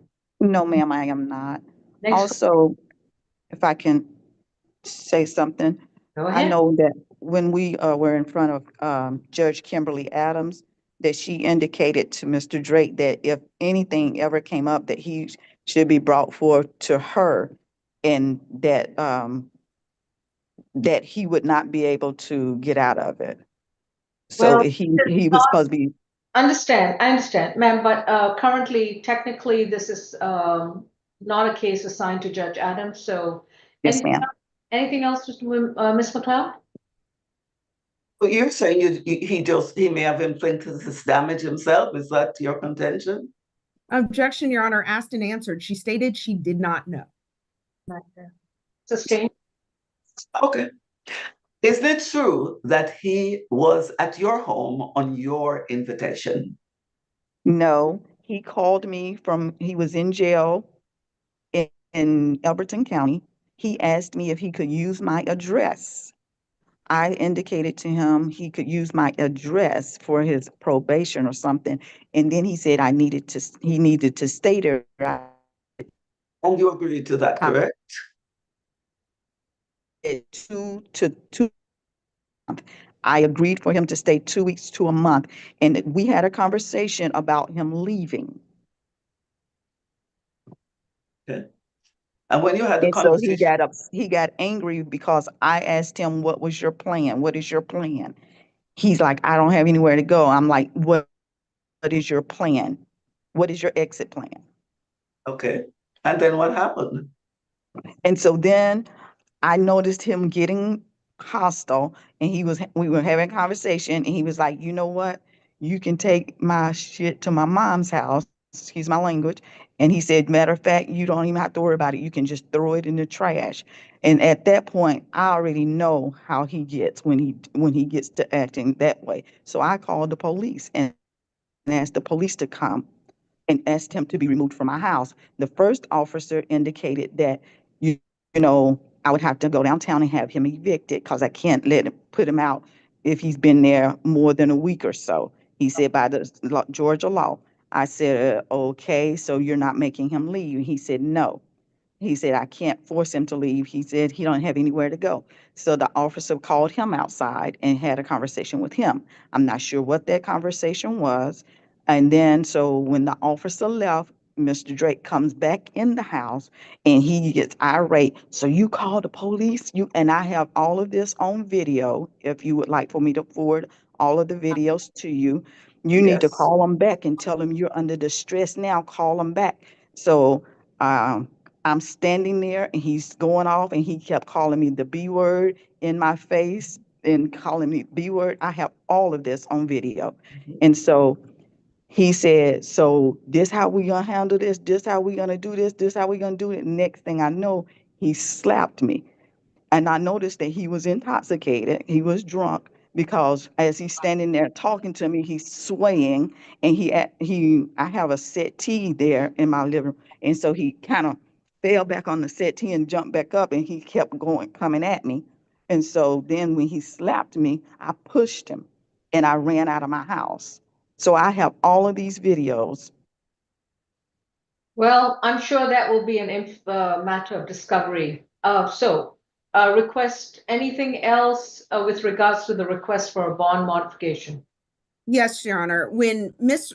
Phillips indicates that there are previous cases, she's also citing to an 09 SC 80673 case for 2 counts of robbery by force and battery. The defendant was also charged with kidnapping in that case, but that was a dead docket charge.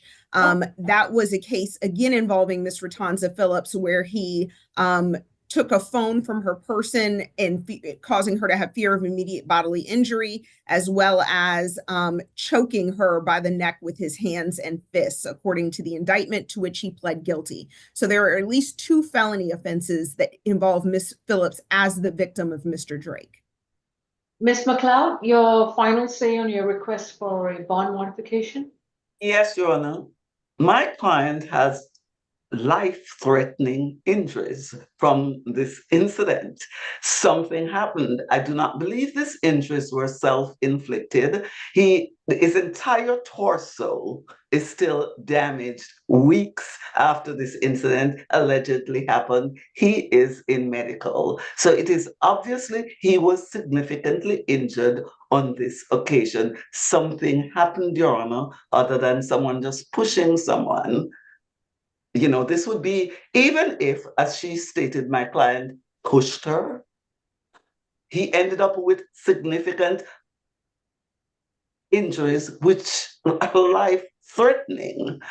I believe it is easier, it would be better for him to properly defend against this case if he were out on the street. And I do believe there's a lot more going on here. These people have known each other for 20 plus years than is being said here today, Your Honor. And I want to properly advocate for my client because I believe he was stabbed to a point where he could have died on this occasion. And I do believe Ms. Phillips was the one who did it. And I believe— Objection, Your Honor. I'm not, that is speculation. It is speculation, but you know, it's circumstantial evidence too. So what I'm asking for, Your Honor, given his indigence and the current state of his health, is a signature bond, and then everything can be fleshed out. Once he's outside, he'll be able to work with me to properly defend against this charge, because I am planning to file a immunity motion on his behalf. All right, the request for a bond modification is as follows. Calvin Drake, if he does have medical issues that he believes that he can address on his own in a much better fashion than what he's receiving at the Fulton County Jail, I'm in agreement to reduce it to a signature bond through pretrial services, but he will need to be equipped with an ankle monitor. And the ankle monitor monitoring fees has to be paid by Mr. Drake. They range between $200 to $400 a month, and he will have to pay for those monitoring fees out of his own pocket. If he skips even 1 month of monitoring fees, then he will be required to be arrested again and his bond revoked, and he'll be back in jail. His bond is going to be set at $10,000. It's going to be a signature bond through pretrial services, level 3. He will report to pretrial once a month. He's to stay 500 yards away from Rotunza Phillips. He's to stay 500 yards away from 1756 Stokes Avenue in Southwest Atlanta. Again, Mr. Drake, you understand that before you are released from the Fulton County Jail, you'll need to be equipped with an ankle monitor. If the monitoring agency reports that you are anywhere near Miss Phillips or anywhere near her home, her place of business, her workplace, or wherever she's physically located, you will be arrested and brought back to jail. While you are out on pretrial services, you will report to pretrial once a week. If you fail to report, if you get arrested again, if you do not pay your monitoring fees, or if you don't show up to court when summoned, your $10,000 signature bond will be reverted to a $10,000 surety bond. Ms. McLeod, do you submit a waiver of arraignment? I am going to do that today, Your Honor. And Your Honor, I'm not sure about his, in terms of, I believe my client is indigent, Your Honor, so he might not be able to pay for the ankle monitoring fees. Then he stays at his $2,000 surety bond. Which one would you like? He doesn't have money to pay for bond, that's why he's still here. I think the fact that he has a level 3 monitoring is probably enough, Your Honor, because even when I heard the state speak, these people have known each other for 20 years, and the cases... Ms. McLeod, I Yes, am Your Honor. not budging from the ankle monitor. Even with all due respect, if Miss Phillips, who has been an alleged prior victim involving Mr. Drake, if she doesn't have the common sense to stay away from him and in fact allow him to be in her home, that's her burden, her problem to deal with. My problem is that I don't trust Mr. Drake to not re-offend with regards to Miss Phillips, but I am conceding on his medical issue. So if you want him to be released on signature bond, he must be equipped with an ankle monitor and he must pay those fees. Otherwise, all this is in vain. We're going to keep it at a $2,000 surety bond. And so you let me know right now whether he wants to be on an ankle monitor or whether he wants a $2,000 surety bond. I have to discuss this particular issue with him before the bond remains at $2,000 surety with all the conditions set by Judge Morrow until I hear otherwise. Right, Your Honor, if he tells me that he would prefer that, then of course I would submit the order. But at the moment, I have to talk to him to make sure. Perfectly fine. I'm able to do that. This case 1 week out, and that's going to be to next week, February 27th at 9 a.m. And during that time, you can have a conversation with him and see what he wants to do. Thank you. Yes, Your Honor. Thank you. Judge, can we have a breakout with Ms. McLeod and ACDC for Mr. Davis? Miss Grace, if you can place Miss McLeod and ACDC in a breakout, please. Yes, ma'am. And Your Honor, I have a client that is scheduled on this calendar, and he doesn't seem to have They don't seem to have him yet. It's Mr. Wilson. He is in jail. There's nothing else holding him. And there is a time served offer on the table that I want to discuss with him. Miss McLeod, he's in courtroom too. We got him down here. Well, great, because I wasn't able to find him. Okay. We couldn't find him. He just wasn't brought down yet. Great, perfect, thank you. Ms. Grace, ACDC, and Ms. McLeod in a breakout, please. And courtroom 2, who do we have next? Position number 25, Mr. Hewitt.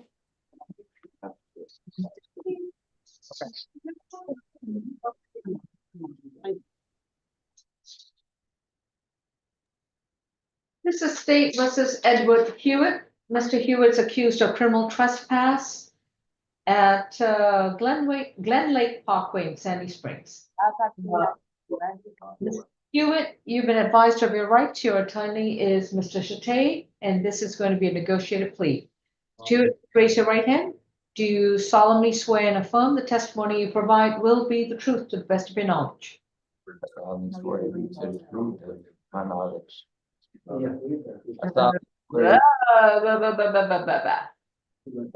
Don't have a clue what you just said. So I'm going to ask you again, Mr. Hewitt, do you solemnly swear and affirm that the testimony you provide will be the truth to the best of your knowledge? Yes, Your Honor. Perfect, thank you. Ms. Falk, what's the recommendation for Mr. Hewitt? 12 months served, 28 days, credit for time served, 14 days, balance suspended, stay away from 1 Glen Lake Parkway in Sandy Springs. All right. We do ask the defense to stipulate to venue factual basis and ID for the purposes of the plea. Mr. Chate, do you so stipulate? I stipulate. Thank you.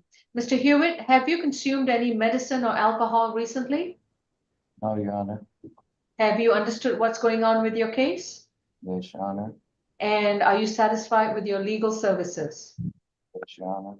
If you decide to accept this plea offer, you would have to give up your right to a trial. You will not go back to court. You will not confront your accuser, challenge evidence brought against you, and present your own defenses and arguments. And the prosecutor won't have to prove the charge beyond a reasonable doubt. Are you prepared to give up those rights? Yes, Your Honor. How do you plead to 1 count of criminal trespass at 1 Glen Lake Parkway? I plead guilty. Your sentence is 12 months to serve 28 days, credit for time served 14 days, balance suspended. You are on notice that you are to stay 200 yards away from 1 Glen Lake Parkway in Sandy Springs, Georgia. If you return to that location, you will be arrested again. Yes, Your Honor. Thank you. Next, Your Honor, we can go to position number 37, Mr. McKenzie. Thurman. McKenzie. I'm sorry, what position did you say? 37, Jeremiah McKenzie. This is State versus Mr. McKenzie, 25 CR 659E. He is accused of theft by shoplifting and willful obstruction of a law enforcement officer at a Family Dollar and Martin Luther King Jr. Drive. Mr. McKenzie, you've been advised of your rights. Your attorney is Ms. Kim. And Ms. Kim, is this a negotiated plea? Yes, Your Honor. Mr. McKenzie, please raise your right hand. Do you solemnly swear and affirm the testimony you provide will be the truth to the best of your knowledge? Yes, ma'am. Thank you. Ms. Falk, what's the recommendation? On the theft by shoplifting, 12 months served, 28 days, credit for time served, 14 days, balance probated, anti-theft course, stay away from the Family Dollar at 3050 Martin Luther King Jr. Drive in Atlanta. On the obstruction, 12 months served, 28 days, credit for time served, 14 days, balance probated, and a $300 fine. We do ask the defense to stipulate to venue factual basis and identification for the purposes of the plea. That's all for the state. Ms. Kim? Yes, Your Honor. We would like to know if we can change $300 fine to 30 hours of community service, and also probation to be terminated upon completion of those conditions, Your Honor. Ms. Falk, do you have his GCIC, and if you have any objection? I do not have any objection to the conversion of fines to community service. As far as his history is concerned, if your honor will give me a moment with my incredibly slow odyssey, I can go through his history. All right. Otherwise, if Ms. Hardy has it at the tips of her finger, that would be also another option. This is position 37, Mackenzie.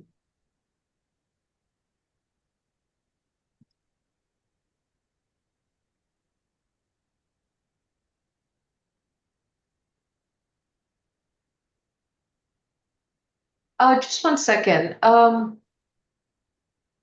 Is Mr. Mackenzie on another probation already? I do not think so, Your Honor. There's no other probation that we have found. I have a battery, family violence, simple assault, family violence, and disorderly conduct, where he was placed on probation on May 25th, 2024. So If that's the case, I need to rediscuss with my client, Your Honor. I do have a conviction for battery and simple assault from October 24th, 2024, where he received 12 months probation. So technically he would still be on that probation right, unless that was terminated early. non-reporting is not an option. Your Honor, I think I have to talk to him for 1 minute about this because we didn't find I didn't find that. So All right, go ahead. Medical, who do we have?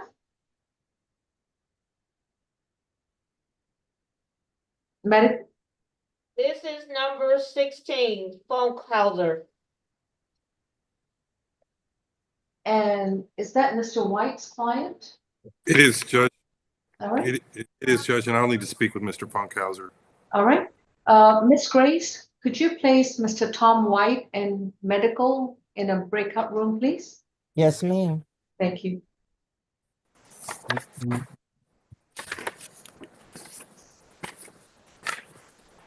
Any chance is my bench warrant case, Jarvis Goldson, on Zoom?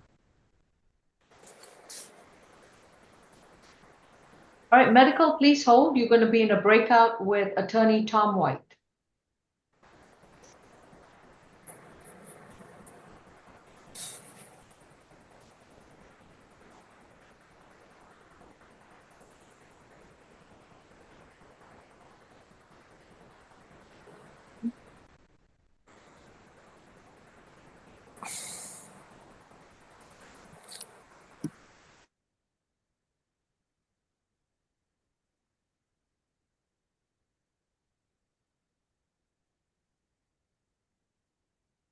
Medical, I don't know if you have to click to join a breakout room. Please watch the screen. Thank you. Jarvis Goldson. That is the correct name.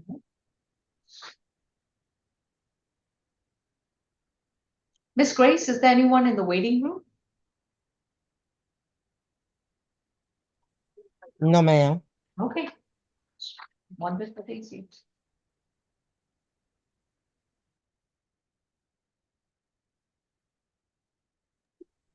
Your Honor, my client changed the position to not guilty, so I'll file a waiver of arraignment, Your Honor. All right. On Jeremiah McKenzie, this is going to be a waiver of arraignment and further notice for trial. Thank you. Thank you. Go ahead and have a seat. Next, Your Honor, we can go to position number 26, Mr. Jackson.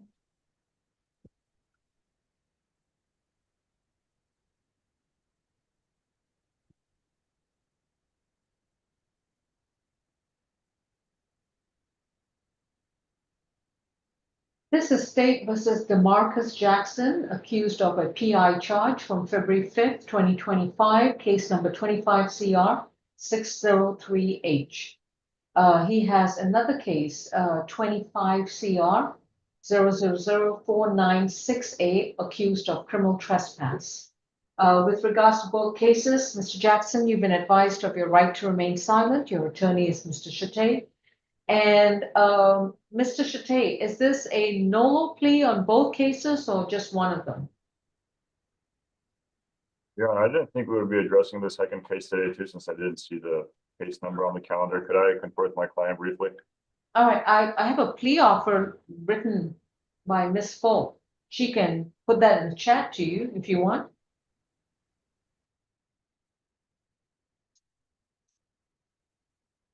Position 26.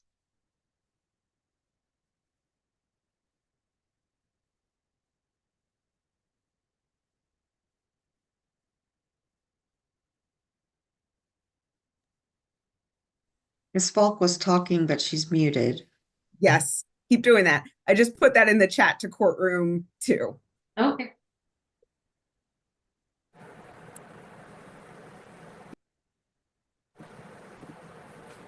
All right, Mr. Shatay, look at the chat. There's a plea offer with regards to the other case. Right, I just have to confer with my client. If you would like to go with a NOLO for both. You can put that respond in the chat to Ms. Falk on that, okay? All right, Mr. White and Mr. Was it Funkhauser? Funkhauser? Funkhauser, Judge. All right, sir. And how are you proceeding? This will be a negotiated plea. All right.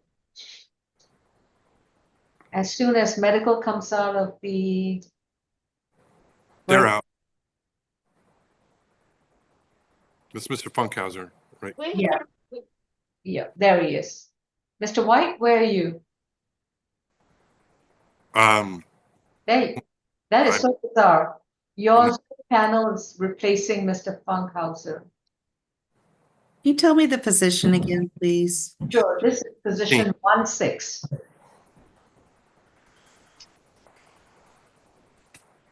Let me see, maybe he's on the, oh, there he is. Sorry about that. I have 2 screens going. Okay. So medical, if you could please unmute. This is Carol Funkhauser, accused of criminal trespass from February 5th, 2025, under case number 25 CR 597C.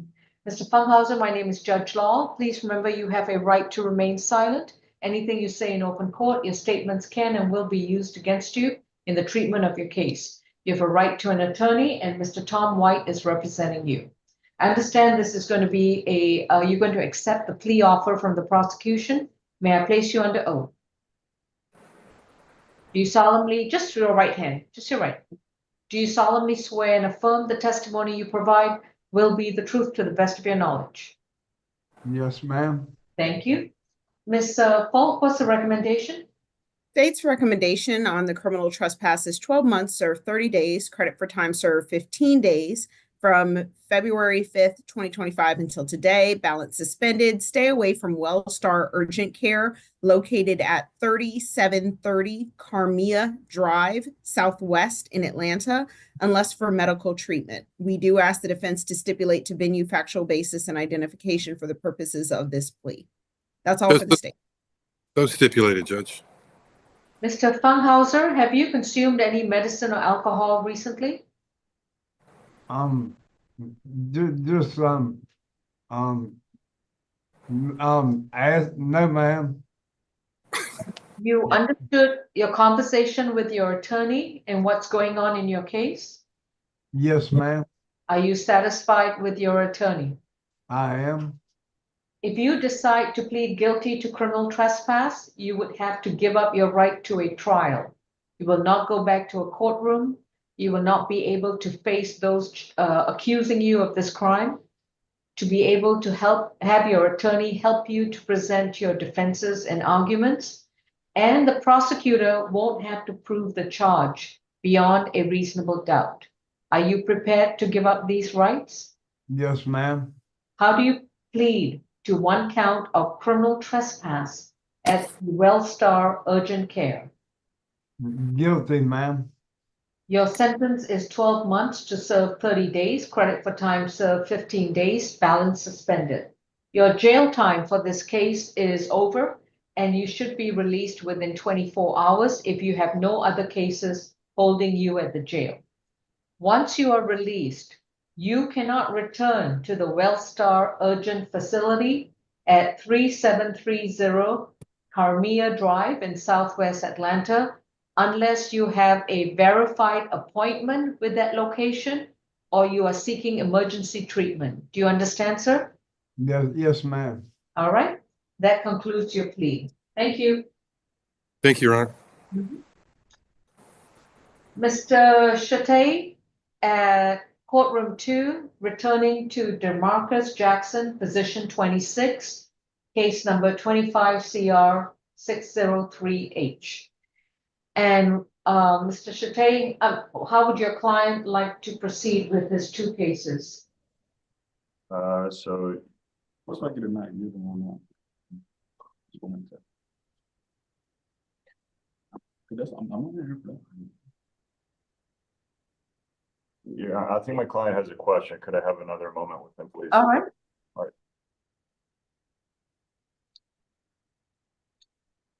right. The other folks still in the breakout?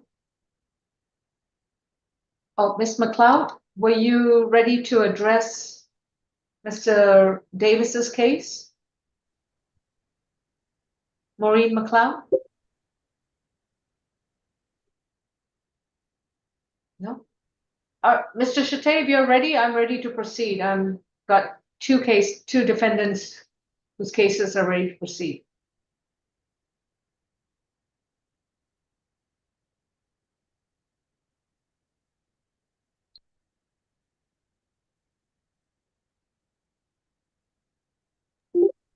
Okay, Your Honor. So for the case 25 CR 000-496A, my client wants to enter NOLO.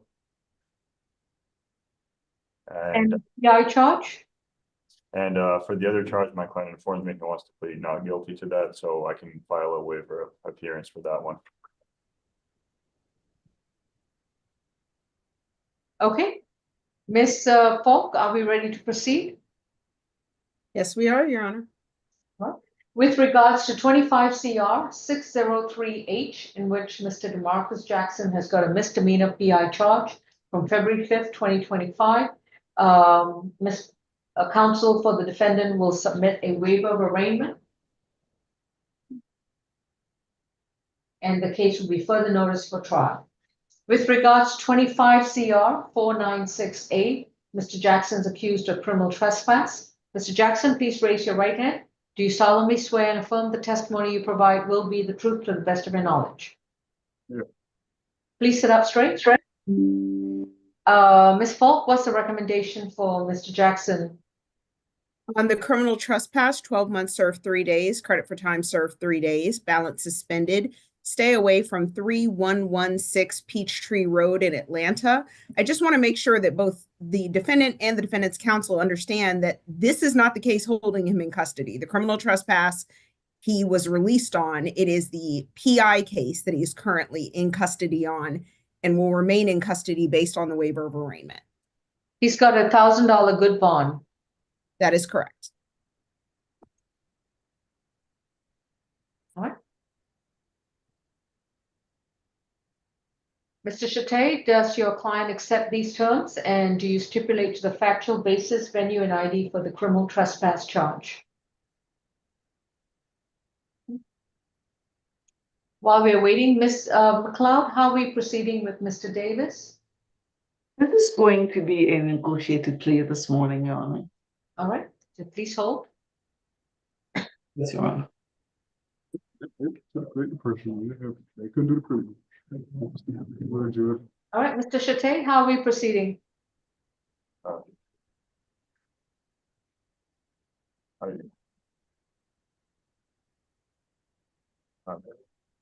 I'm sorry, Mr. Chate, I can't hear you.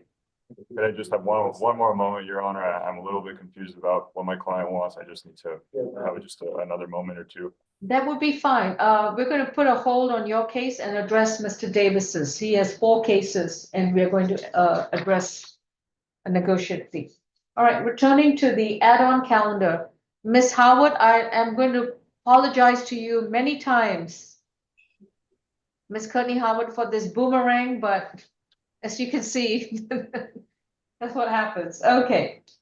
Ms. McLeod, your client has the 4 cases on our add-on calendar. I've already recited the 2 bench warrants he has, 25 FTA 191 and 192, and the 2 other misdemeanor cases, 23 4294E and 24 CR 1941E.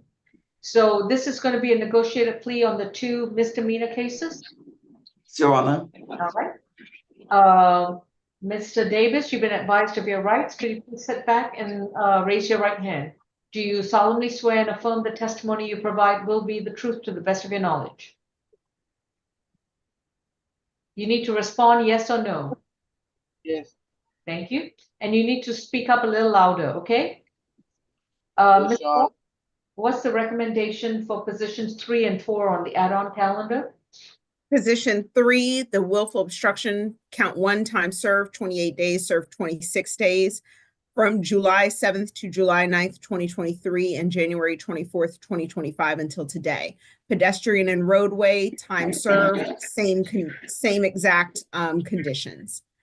Position 4 on the reckless conduct, count 1, 12 months serve 120 days, credit for time served 56 days. That's going to be from December 3rd to December 4th of 2024, June 9th to July 4th of 2024. Excuse me, I had 2023, it is 2024. Oh, actually it is 2023. And January 24th, 2025 until today, balance probated, no firearms, 40 hours of community service. Count 2 is the same, 12 months serve 120 days, credit for time served 56 days, concurrent with count 1. Count 3, 120 days, serve 56 days. Count 4, 120 days, credit for time served 56 days. The defendant, as you can see, will have 4 days remaining in custody. We do ask that defense stipulate to venue factual basis and identification for the purposes of the plea, and the entry and acceptance of this plea will result in a null pros on his position 1 and position 2. All right. On position 3, could you give me those numbers again? 12 months to serve how many days? Position number 4, Your Honor, on count 3. And 3. Oh, position 3 is going to be time served 28 days, credit for time served 26 days, July 7th to July 9th of 2023, January 24th, 2025 until today. Okay, so that's time on both those counts. Just a straight time served plea on position 3. Okay. And Ms. McLeod, has your client accepted these terms, and do you stipulate to the factual basis, venue, and ID? He has accepted the terms, Your Honor. He does understand that he has an additional 4 days to spend in jail. And we stipulate to venue, ID, and the factual basis.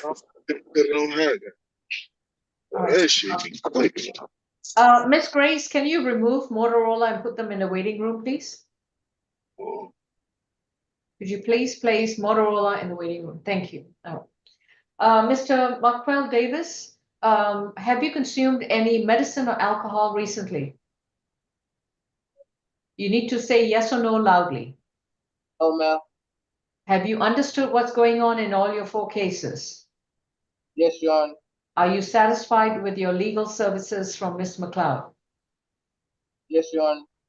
If you decide to plead guilty to the 2 cases at issue, you would have to give up your right to a trial. You will not be going back to a court of law to confront your accusers, challenge the evidence brought against you, be able to present your defenses and arguments with the assistance of counsel, and the prosecutor won't have to prove the charges against you beyond a reasonable doubt. Are you prepared to give up these rights? Yes, Your Honor. How do you plead to willful obstruction and violations of rule regarding pedestrian and roadway from July 7th, 2023? Yes, Your Honor. How do you plead, sir, to those 2 charges? Guilty or not guilty? Guilty. For those 2 charges, it'll be 12 months to serve 28 days, credit for time served 26 days, balance suspended. So your time for that case is over. With regards to case 24 CR 1941E, how do you plead to reckless conduct, possession of a pistol or revolver by a person under the age of 18 at the time of the incident, and willful obstruction of law enforcement officer. Yes. On reckless conduct, your sentence is 12 months to serve 120 days, credit for time served 56 days. You have 4 more days to serve at the Fulton County Jail, after which you will be released, and you will have to report to probation on Thursday, February 27th, before 3 p.m. Do you understand, sir? Can you repeat that one more time? Your sentence for reckless conduct is going to be 12 months to serve 120 days, credit for time served 56 days, and the remainder of the time will be on probation. Currently, you have 4 more days to serve at the Fulton County Jail. Once you are released, you must report to Fulton County Probation on Thursday, February 27th, before 3 p.m. Do you understand? Yes, Your Honor. The probation office is located at 132 Mitchell Street in downtown Atlanta. While you're on probation, you are not allowed to own, possess, or have any firearms on your person. Do you understand? Yes, Your Honor. You do 40 hours of community service at any nonprofit agency, but it cannot be a church or a school. You must do your community service at a minimum rate of 5 hours per month, beginning in the first 30 days. On counts 2 and 3, that will be to serve 120 days, credit for time served 56 days.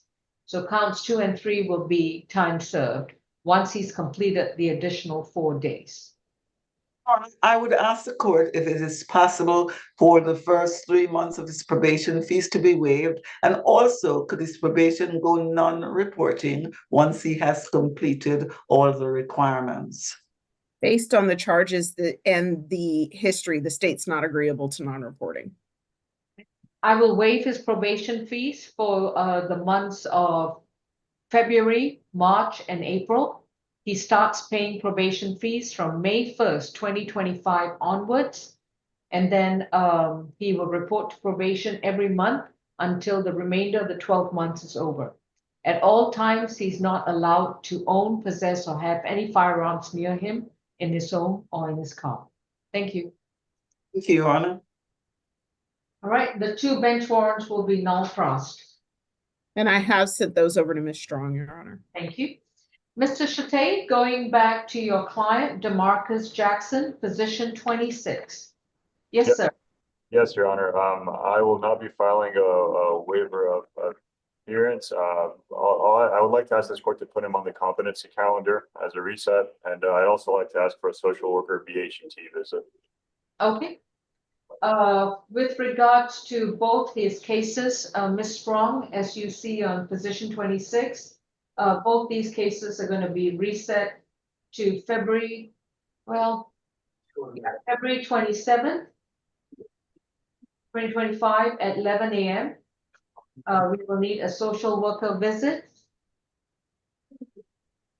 And we will address both these cases next Thursday. Thank you.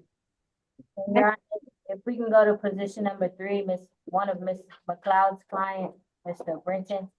Okay. Thank you. Brenton. Jaquavius Britton. Ms. Strong, can you verify with the individual in the waiting room if that is Jarvis Golson, our DV bench warrant case? Yes, ma'am. And if so, please instruct him to keep his screen on mute. Thank you. Excuse me, Ms. Strong. Judge, he left. I put him in the waiting room and he left out. Hopefully he'll come back. Thank Okay. you. All right. I'm right here. I'm right here. Oh, he's back. And what's your name? Yes, ma'am. Jarvis Golson. The meeting had kicked me out, so I had to log back in. We kicked you outside because you haven't muted your screen. You need your video on. I was trying to turn my video on. I don't know how, but I'm about to mute my screen and try to turn the video on. Leave this. Yeah, I need to see your video on eventually. All right. Okay. That what I was saying, Your Honor. I don't know how to turn my video camera on, but I'm Then about to mute my screen. I'll address him when he's ready. Okay. Jaquavius Britton is position number 3, 25 CR 572F. Mr. Britton is accused of simple battery from January 31st of this year. Mr. Britton, you've been advised of your right to remain silent, and your attorney is going to be Miss McLeod, sorry. Yes, Your Honor. All right. I'm sorry, Ms. McLeod, how are we proceeding? This is going to be a negotiated plea, Your Honor. Okay, thank you. Mr. Britton, please raise your right hand. Do you solemnly swear and affirm the testimony you provide will be the truth to the best of your knowledge? Yes, Judge. Thank you. And you need to speak a little louder than that, okay? Yes, Judge. All right, put your hand down. Thank you. Ms. Falk, what's the recommendation for Mr. Britton? Don't worry. The recommendation for Mr. Britton, Your Honor, is 12 months served, 92 days, credit for time served, 46 days. That is from January 6, 2025 until today, balance suspended, no further contact with James Turner. We would at this time like to sound for James Turner, and we do ask the defense to stipulate to venue, factual basis, and identification for the purposes of this plea. That's all for the state. We stipulate, and as you probably recall, Ms. Falk, this was an incident that happened in the jail, so the alleged victim is unlikely to be available, but we do stipulate. Thank you. I appreciate that, Ms. McLeod. Just FYI, the offense date, do I have it wrong? It's January 31st, 2025, but he's been given credit for 46 days in jail. So I'll go back and look, Your Honor. The jail time, when I pulled up, they have an actual tab that shows you how much jail time they were giving credit for, and it said 46 days. So I will go back and look at that and just make sure I'm not incorrect. Okay, that's probably for the time that he's there for any other matter other than this. Okay. So He's been in jail a long time, Your Honor, quite a long time. So just to go ahead and make sure this will not be an issue, let me go ahead and reduce this to, because I don't want there to be any issues here, 40 days, credit for time served, 20 days. Okay. And that will go from January 31st, and then make sure that there are no issues with him being released on this charge. Right. Okay, and Ms. McLeod, do you stipulate to the factual basis, venue, and ID? Yes, Your Honor, we do so stipulate. Thank you. Mr. Britton, have you consumed any medicine or alcohol recently? No, Judge. Have you understood what's going on with this case involving a jail incident? Yes, Judge. And are you satisfied with your attorney, Ms. McLeod? Yes, Judge. If you decide to plead guilty, you would have to give up your right to a trial. You will not go back to court to face your accuser for the simple battery charge. You will not be able to challenge the evidence, present your own defenses and arguments, and the prosecutor will not have to prove this charge beyond a reasonable doubt. Are you prepared to give up these rights? Okay. Yes, Judge. How do you plead to one count of simple battery from January 31st, 2025? Guilty, Judge. Your sentence is 12 months to serve 40 days, credit for time served 20 days, balance suspended. You are to have no further contact with James Turner, and if James Turner is still housed at the Fulton County Jail, the sheriff of Fulton County is directed to house them separately. Thank you.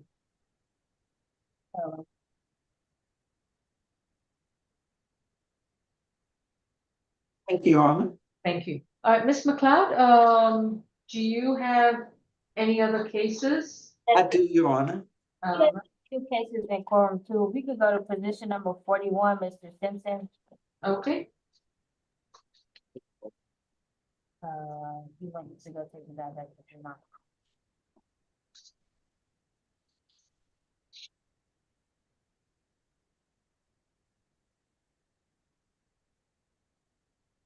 Mr. White, are you on Zoom? Tom White?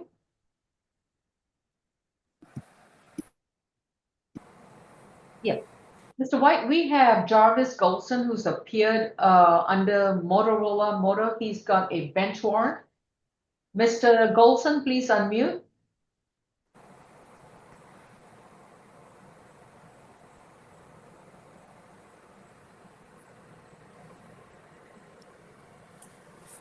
Yes, ma'am. You are here because there's an outstanding arrest warrant for you, and you've asked for the arrest warrant to be set aside. Would you like to confer with a public defense attorney? You have a right to an attorney. If you cannot afford one, one can be appointed to represent you. I don't understand. You said I have a bench warrant? Yes, sir. You have a bench warrant for failure to appear. You filed a motion to set aside the bench warrant. That's why you're here today. This is a hearing to decide whether to set it aside or whether to have you surrender yourself to the jail. Would you like to speak to the attorney? I was gonna say, ma'am, I was just arrested for the bench warrant, like in December. Would you like to speak with an attorney? Yes, ma'am. All right. Mr. White, this is case number 21 CR 975G. And we will place you into a breakout with Mr. Golson. Mr. Golson, watch your screen. You'll go into a breakout with Mr. White. Thank you. All right, this is Lynn Perry Simpson, position number 41. Mr. Simpson's case number is 25 CR 661F. Mr. Simpson is accused of stalking, terroristic threats and acts, and loitering and prowling from February 7th, 2025. Mr. Simpson, you've been advised of your right to remain silent. Your attorney is Ms. Maureen McLeod. Ms. McLeod, how are we proceeding? This is going to be a negotiated plea today. All right. Mr. Simpson, please raise your right hand. Do you solemnly swear and affirm the testimony you provide will be the truth to the best of your knowledge? On. Repeat. Yes, Your Honor. Thank you. Ms. Falk? Yes, Your Honor. On the stalking charge, 12 months served 90 days, credit for time served 14 days, balance probated, Operation 21 law and decision-making course, 40 hours of community service, no further contact with Taylor Carter, stay away from 2135 Godby Road, apartment 36720 in College Park. On count 2, the terroristic threats, 12 months served 90 days, credit for time served 14 days, balance probated, 12 hours of anger management. And on count 3, the loitering and prowling, 12 months served 90 days, credit for time served 14 days, balance suspended. We have spoken to Ms. Taylor Carter. She does agree with the state's plea recommendation. We would like to sound for Ms. Carter at this time as she is here on the Zoom, and we do ask the defense to stipulate to venue, factual basis, and identification for the purposes of this plea. Do so stipulate. Thank you. Ms. Taylor Carter, if you are present, this would be the time to unmute and start your video. All right. Mr. Simpson, have you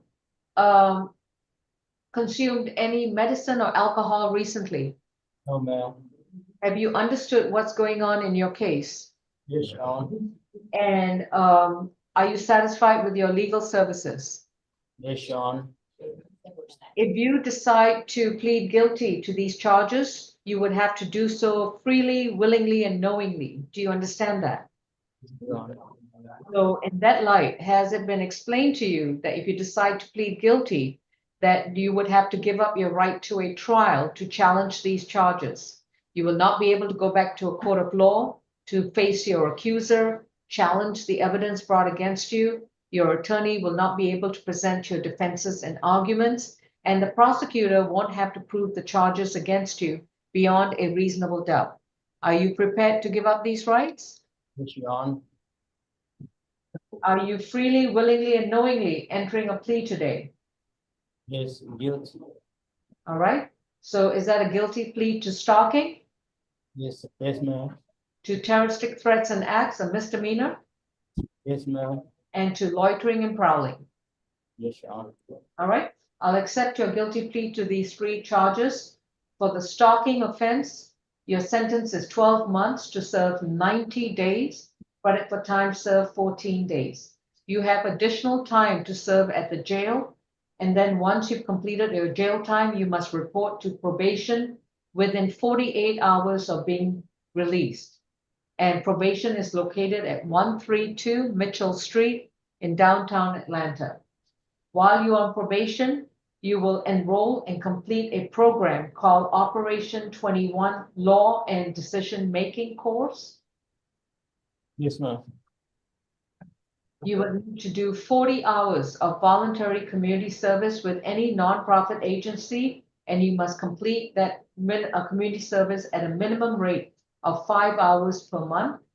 You are to stay 200 yards away from the individual Taylor Carter and not communicate with this person in any way, form, or manner, including in-person, mail, email, a phone or computer device, and even on social media.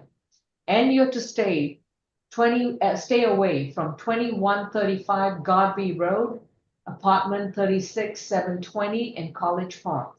In fact, you're required to stay away from the entire apartment complex. Do you understand? For the terroristic threats, your sentence is 12 months to serve 90 days, credit for time served 14 days, balance probated. When you're on probation, you will need to do 12 anger management classes.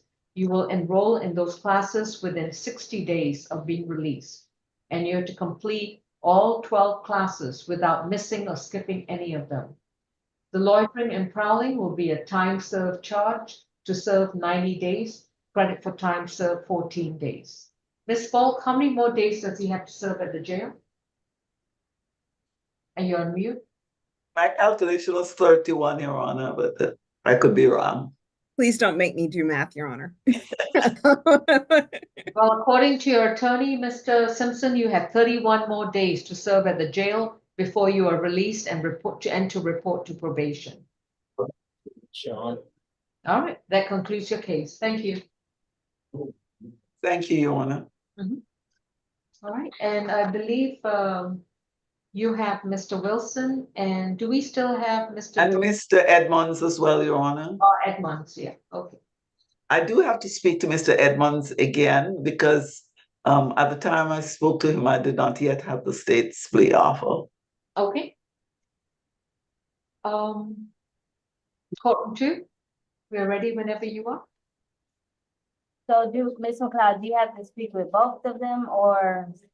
I have not yet spoken to Mr. Wilson. His plea offer is essentially a time served offer, but I do need to make sure that he's going to accept that. So I would at least like to speak to him and let him understand what the rights he'll be giving up are if he accepts the plea. Ms. McLeod will call you. Okay.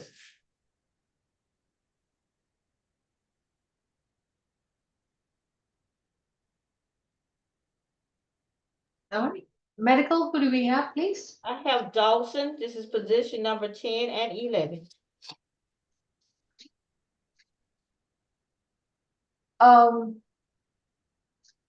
Ms. Strong? Yes, ma'am. For our bench warrant case, I see that there was a arrest and surrender. Yes, ma'am. I saw. Yeah, do you think you can let Mr. White know that his bench warrant is no longer in existence? If he hasn't already said it to him, but I'll go in and let him know. But otherwise, there is a plea offer from the state if he wants to talk to Ms. Paul. Okay. Message from her. Okay. Thank you. This is State versus James Dawson, case number 24 CR 7048G. Mr. Dawson is accused of criminal trespass, giving false information to an officer, and theft by shoplifting from October 12th, 2024. He has a second case, 25 CR 656G, in which he's accused of theft by shoplifting and criminal trespass from February 6, 2025. Both cases involve a Walmart at 844 Cleveland Avenue in East Point, Georgia. Mr. Dawson, you have a right to remain silent. Anything you say in open court, your statements can and will be used against you. You have a right to an attorney, and representing you presently is going to be Is that you, Mr. Shatay, or Miss Kim? That's Mr. Tom's client, Mr. White. All right.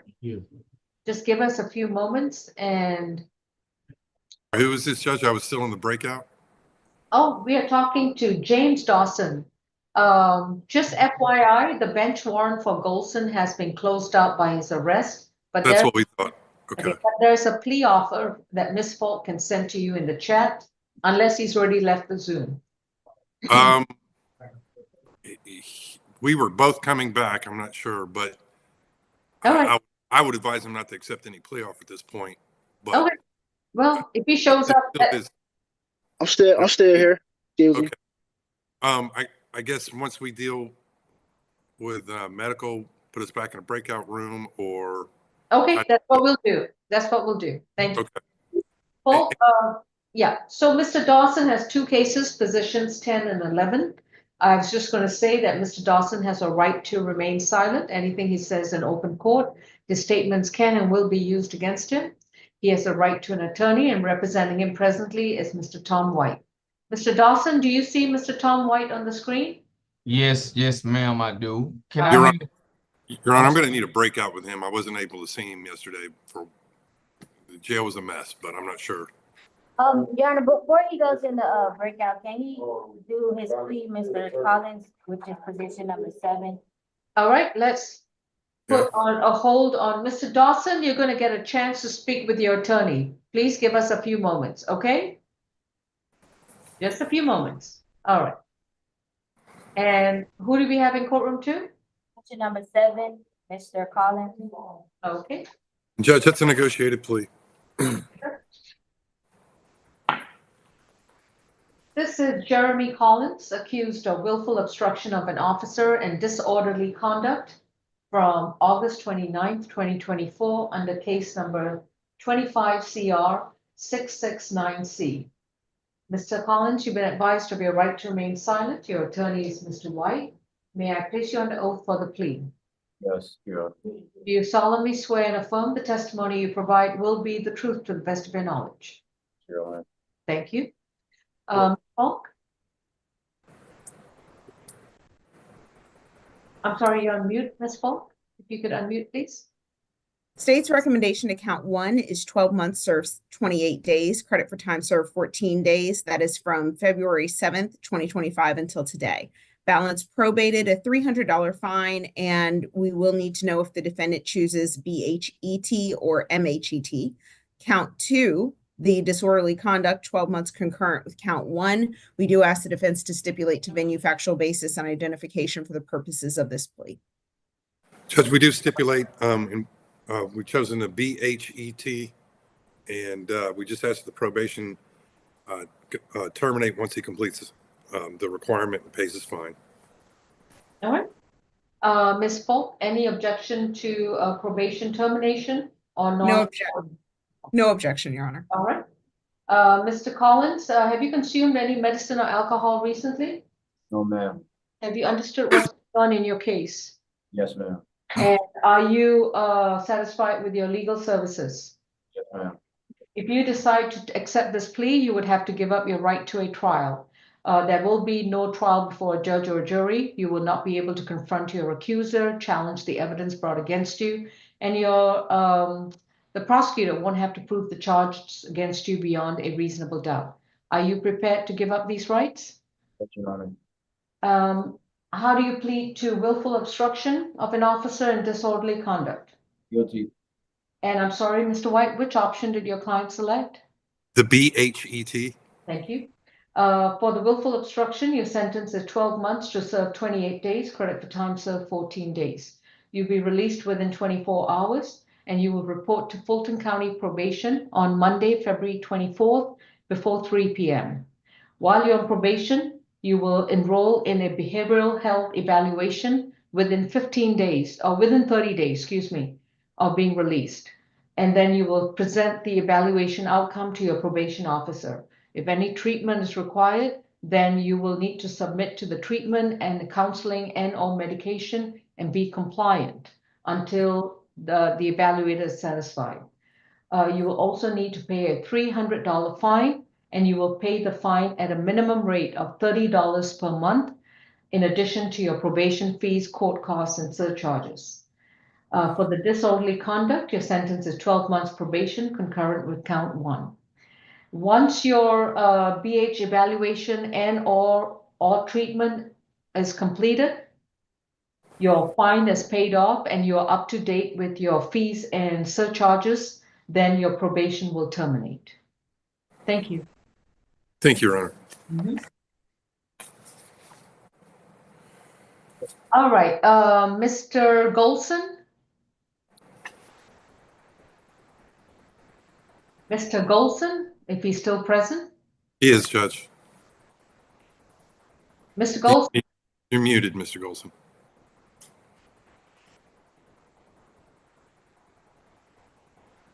And Judge, I think we were going to need to put him in a breakout room so I can give him the offer. I've been given an update. This case has been assigned to the division judge. Mr. Golson? Yes. Yes, ma'am.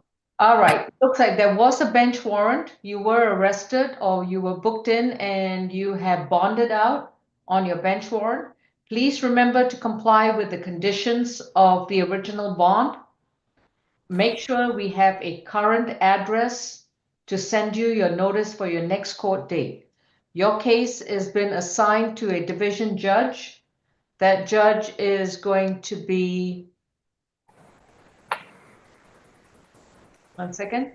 Oh, I don't have a division judge. Who is it assigned to? I have an ORCA judge, so that's not correct. It'd be Judge Mather, Your Honor. Okay. Mr. Golson, your case is assigned to Judge Mather. Make sure you come to court when he sends you your next notice. Make sure we have a current address. If you don't show up in court again, another bench warrant will issue. Yes, ma'am. All right. You are free to go. Thank you. All right, thank you. Have a good day. You too. Okay, going back to Mr. Dawson, James Dawson. Mr. Dawson, you are medical. You're going to be placed in a breakout with Mr. Tom White. Ma'am. You're going to be talking to your attorney. Give us a few moments, and you will be medical. You're going to go into a breakout with Mr. Tom White.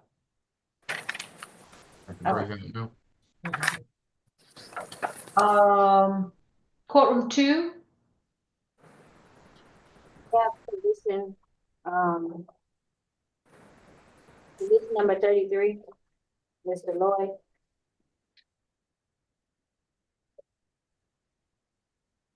This is State versus Christopher Lloyd, accused of criminal trespass causing damage to property from October 12, 2024. Mr. Lloyd's case number is 24 CR 7538J. Mr. Lloyd, you've been advised of your right to remain silent. Your attorney is Mr. Chate. Mr. Chate, how are we proceeding on position 38? I'm sorry. Is it a plea? Yes, it's a negotiated plea.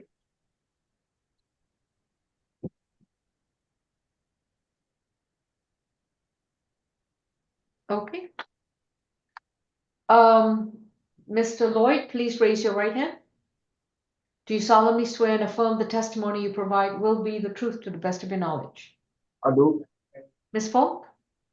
Yes, Your Honor. The state's recommendation is 12 months served, 212 days, credit for time served, 106 days, balance probated, no further violent contact with Betty Wright, stay away from 2640 MLK Junior Drive, 12 weeks anger management or MHET. The defense and his counsel will let me know which one they choose.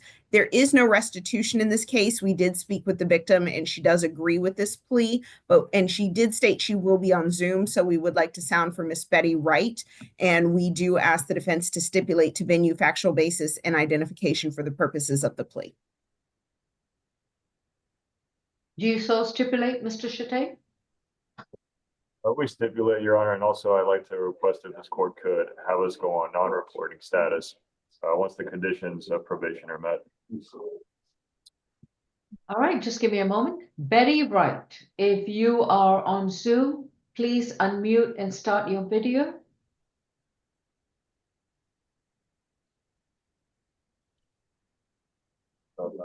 I have a couple of people on iPad, on Pi, Harris, Pam. Oh, no. I have a bunch of people, I don't know who they are. So, Betty Wright? No call, okay. Ms. Falk, they're asking for non-reporting. Any objection? The state has no objection, but I would ask that the defense let me know whether they choose the 12 weeks of anger, the 12 hours of anger management or the MHET. If it's 12 hours of anger management, then my client chooses the anger management. It is 12 classes of anger management, 1 class a week. Is that what he'd like to do?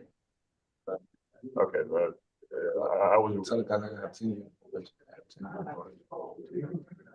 All right, my client actually prefers MHET. Okay. Mr. Lloyd, have you consumed any medicine or alcohol recently? Oh, ma'am. I don't understand. What do you say? Oh, ma'am, I haven't. I haven't, ma'am, no. And have you understood what's going on in your case? Yes, ma'am. Are you satisfied with your legal services? I am. Yes, ma'am. Are you entering a plea freely, willingly, and knowingly? Yes, ma'am. So you understand that if you enter a guilty plea to this charge, you would have to give up your right to a trial. There won't be an opportunity to confront your accuser in a court. Yes, sir. I got a possession of marijuana under an ounce. All that too right now. In which court? It's misdemeanor. It's under. It wasn't nothing really. We're not talking about that. Never mind, I'm sorry. May we proceed? Yes, Your Honor. The only charge we're dealing with right now is criminal trespass and causing damage to property. Excuse me, ma'am. I've been locked up for 10 years since 2014. I got out August 1st last year. I had 2 jobs out there.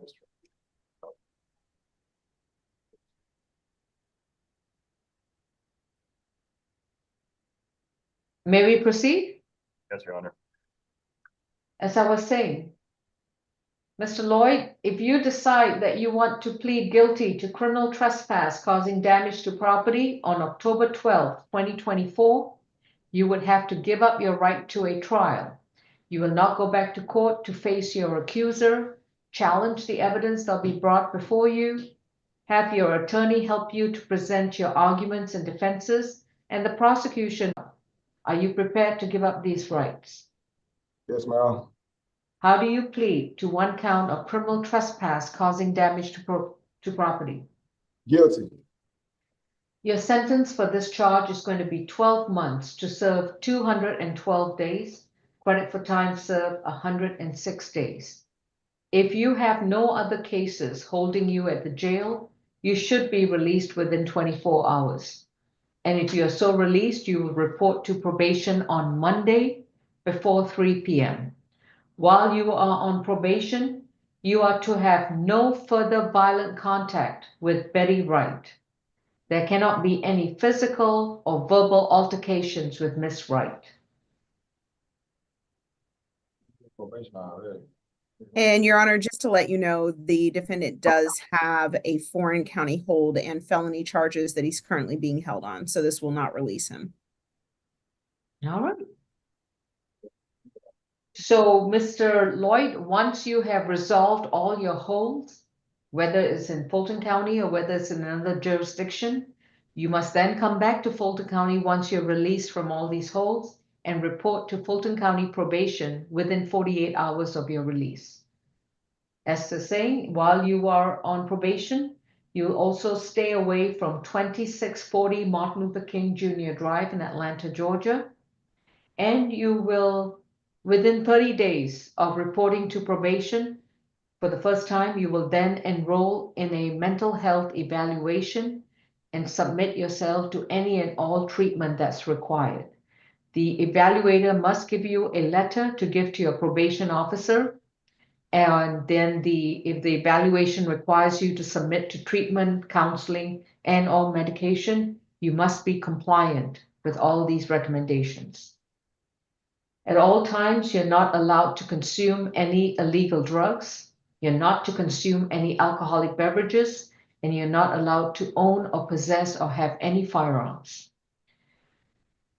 Your probation will be non-reporting once you have completed your MH evaluation and all treatment that's required. All right. Do you have any questions, Mr. Chate? No, Your Honor. Does your client have any questions? All right, that then concludes this case. Thank you.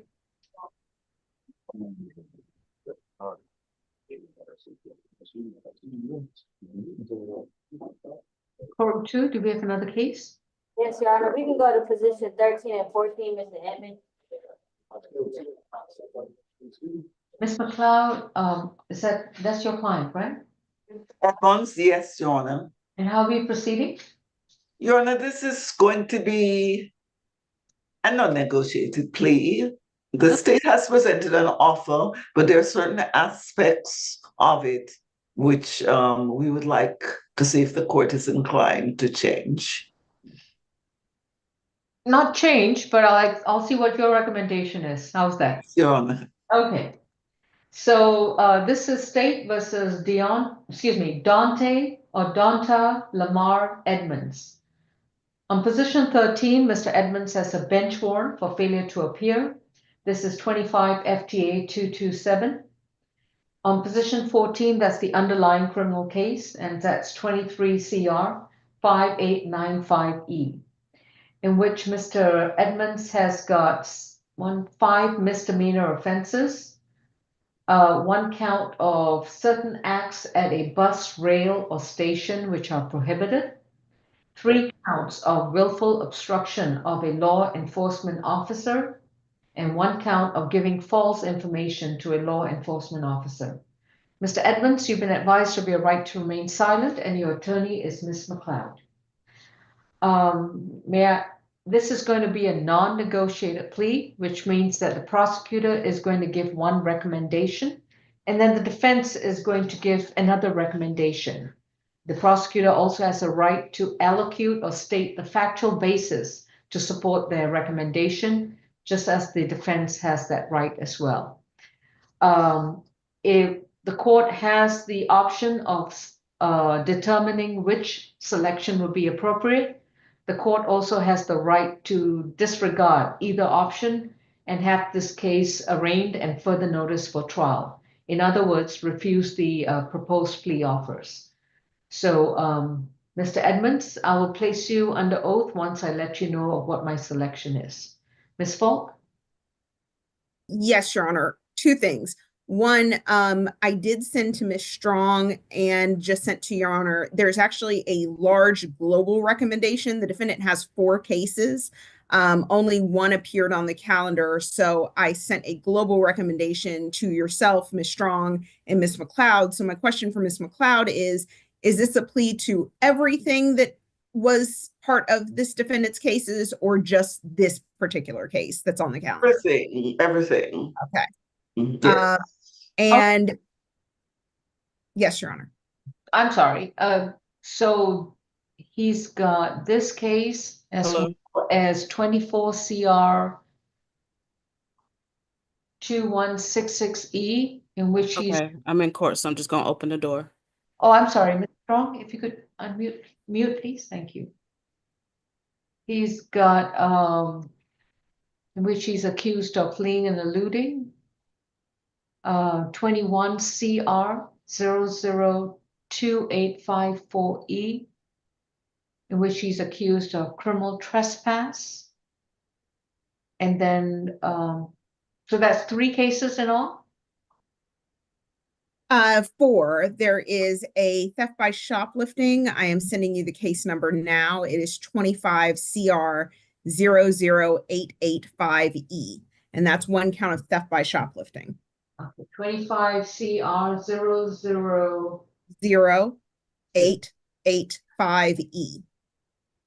885E, and that 1 count of theft by shoplifting. Theft by shoplifting. Yes, Your Honor. From this month. It was from November of 2024. Oh, okay. Yes.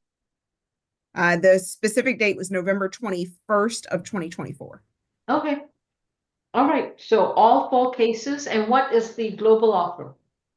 All right, so on the case that is on the calendar, it's just a time served plea on count 1, 42 days, credit for time served 21 days. Count 2 is 12 months concurrent with count 1 with a $300 fine. That's for the willful obstruction. Count 3 and 4, which is 2 counts of willful obstruction, will merge with count 2. And count 4, which is 1 count of giving false information, will be 12 months concurrent with count 1. So that is for position 14. The add-ons on the fleeing and eluding, which is the case ending in 2166E, the state's recommendation is 12 months, serve 90 days. That is statutory. Credit for time served 22 days. That is from April 23rd, 2024. Balance probated, $2,500 fine, which is statutory, 40 hours of community service, and no driving. That is because this is the defendant's second conviction in 10 years. On the 21 CR case ending in 2854E, the criminal trespass is 12 months, served 6 days, credit for time served 3 days.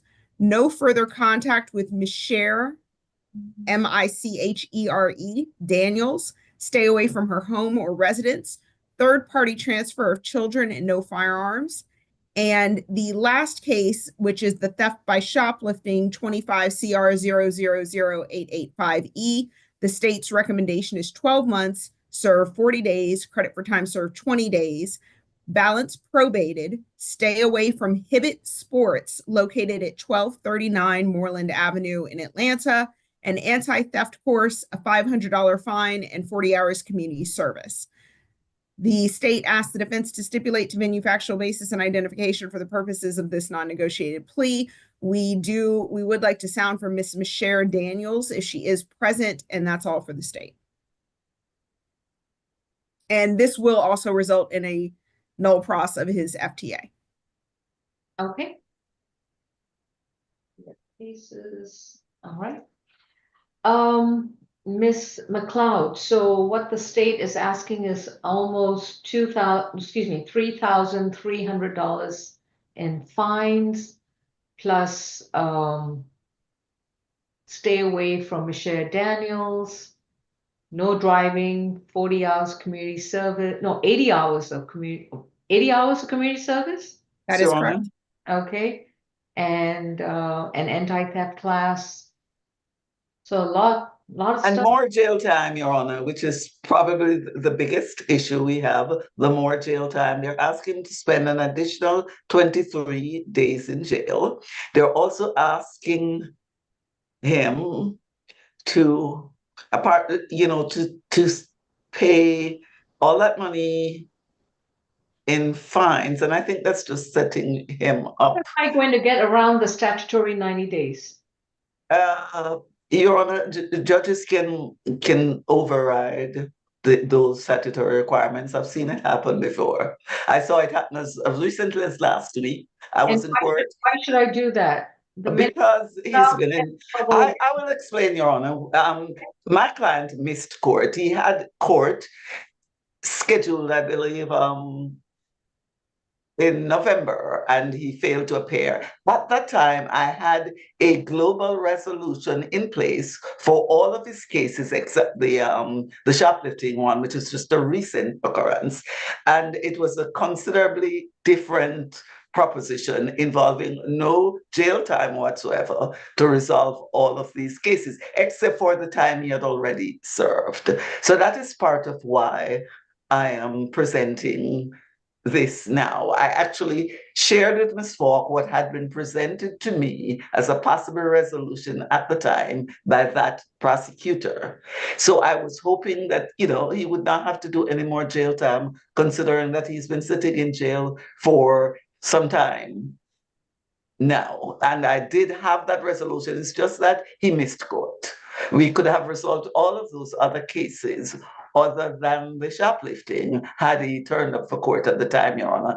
And it would not have involved a fine anywhere close to this amount, or, so this seems much more punitive and he has been actually sitting in jail for some time since he was pulled in on the failure to appear.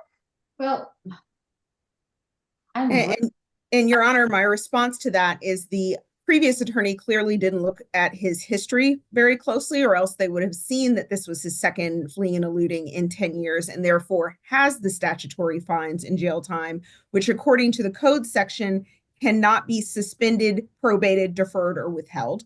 Additionally, the state would just like to place on the record that if Your Honor would just take a moment to look at his jail cases where he's currently in custody, there is very little chance that he will be getting out of jail today based on the fact that he has multiple felony charges with no bond status.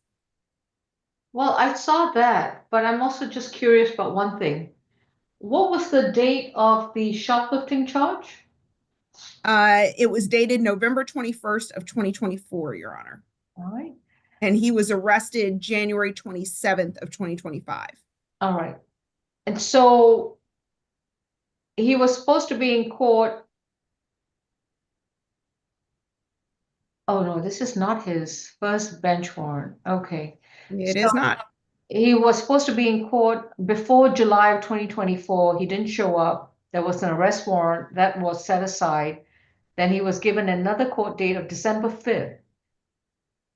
Before December 5th, there was an allegation that he committed the offense of shoplifting in November, less than 1 month before his court date.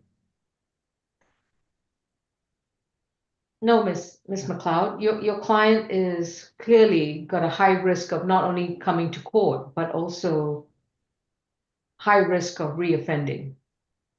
So I agree with the state's recommendation that Mr. Edmonds needs to be in jail, serve the additional jail time, just because he has a very high likelihood to reoffend, and unless he is on probation to comply with these terms, I'd rather he just enter a not guilty and reschedule cases for trial.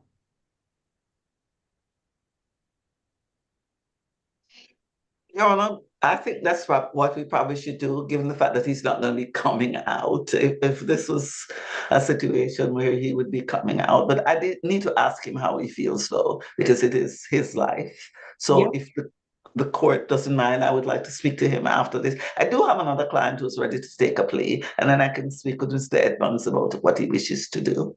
Okay, let's do that. I have Mr. Wilson, who is ready to take a plea. That's position number 48. Hold on, Saint Saran. Let me take care of this case right here. I've been waiting for the longest. Can I do my person? We've been waiting on to do him for the longest. Ms. McLeod, please call the jail and find out what your client, Mr. Edmonds, wants to do. Courtroom 2, please mute. Sure, and I will. Thank you. Yeah, you in courtroom 2 because the two attorneys are in courtroom 2. Ms. Kim and Mr. Shatai. What about it? They're in courtroom 2, so we don't know who the next person is up finding. That we're going to take Ms. McLeod's both her clients, Edmonds and Wilson, from courtroom 2, but just give me a moment because medical has been on hold. Francois, can I take you next after medical? Yes, Okay. Judge. Medical and Mr. White. Your Honor's positions 10 and 11, Mr. Dawson, he wants to enter a negotiated plea. All right.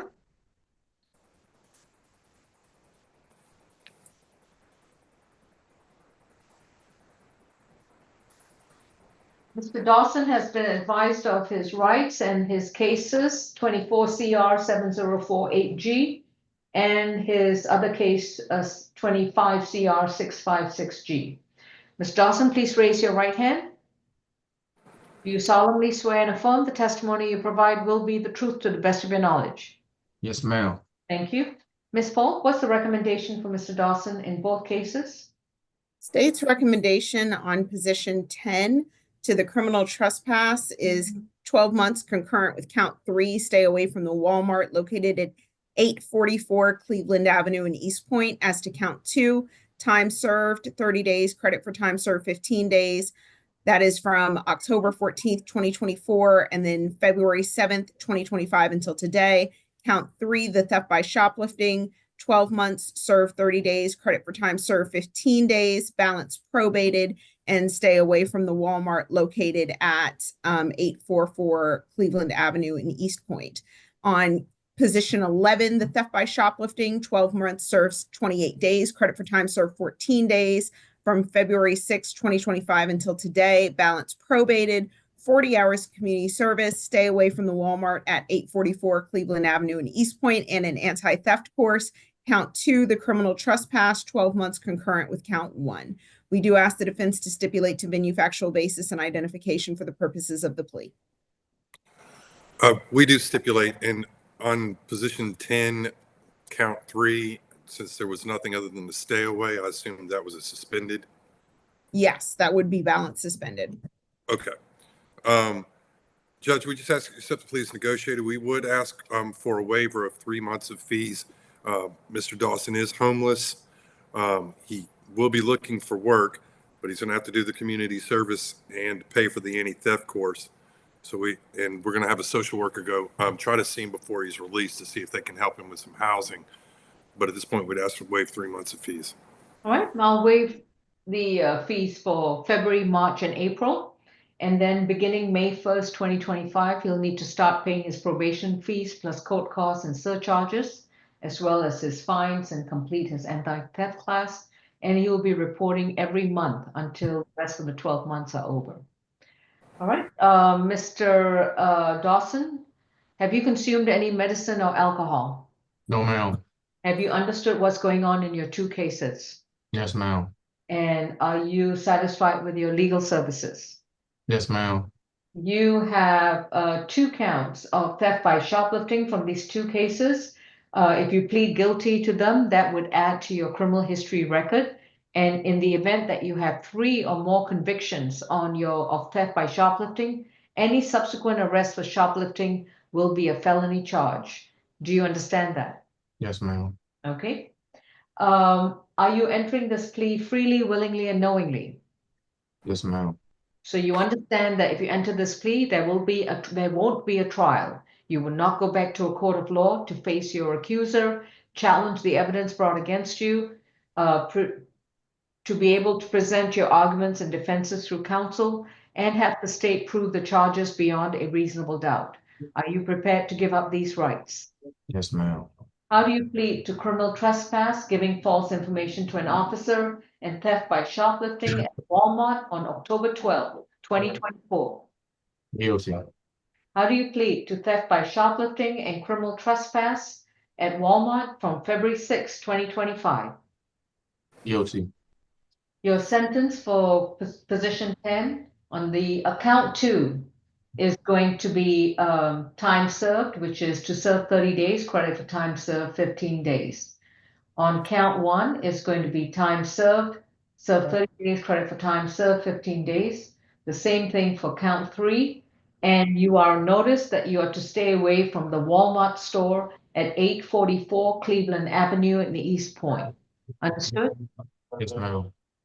On position 11, count 1, theft by shoplifting.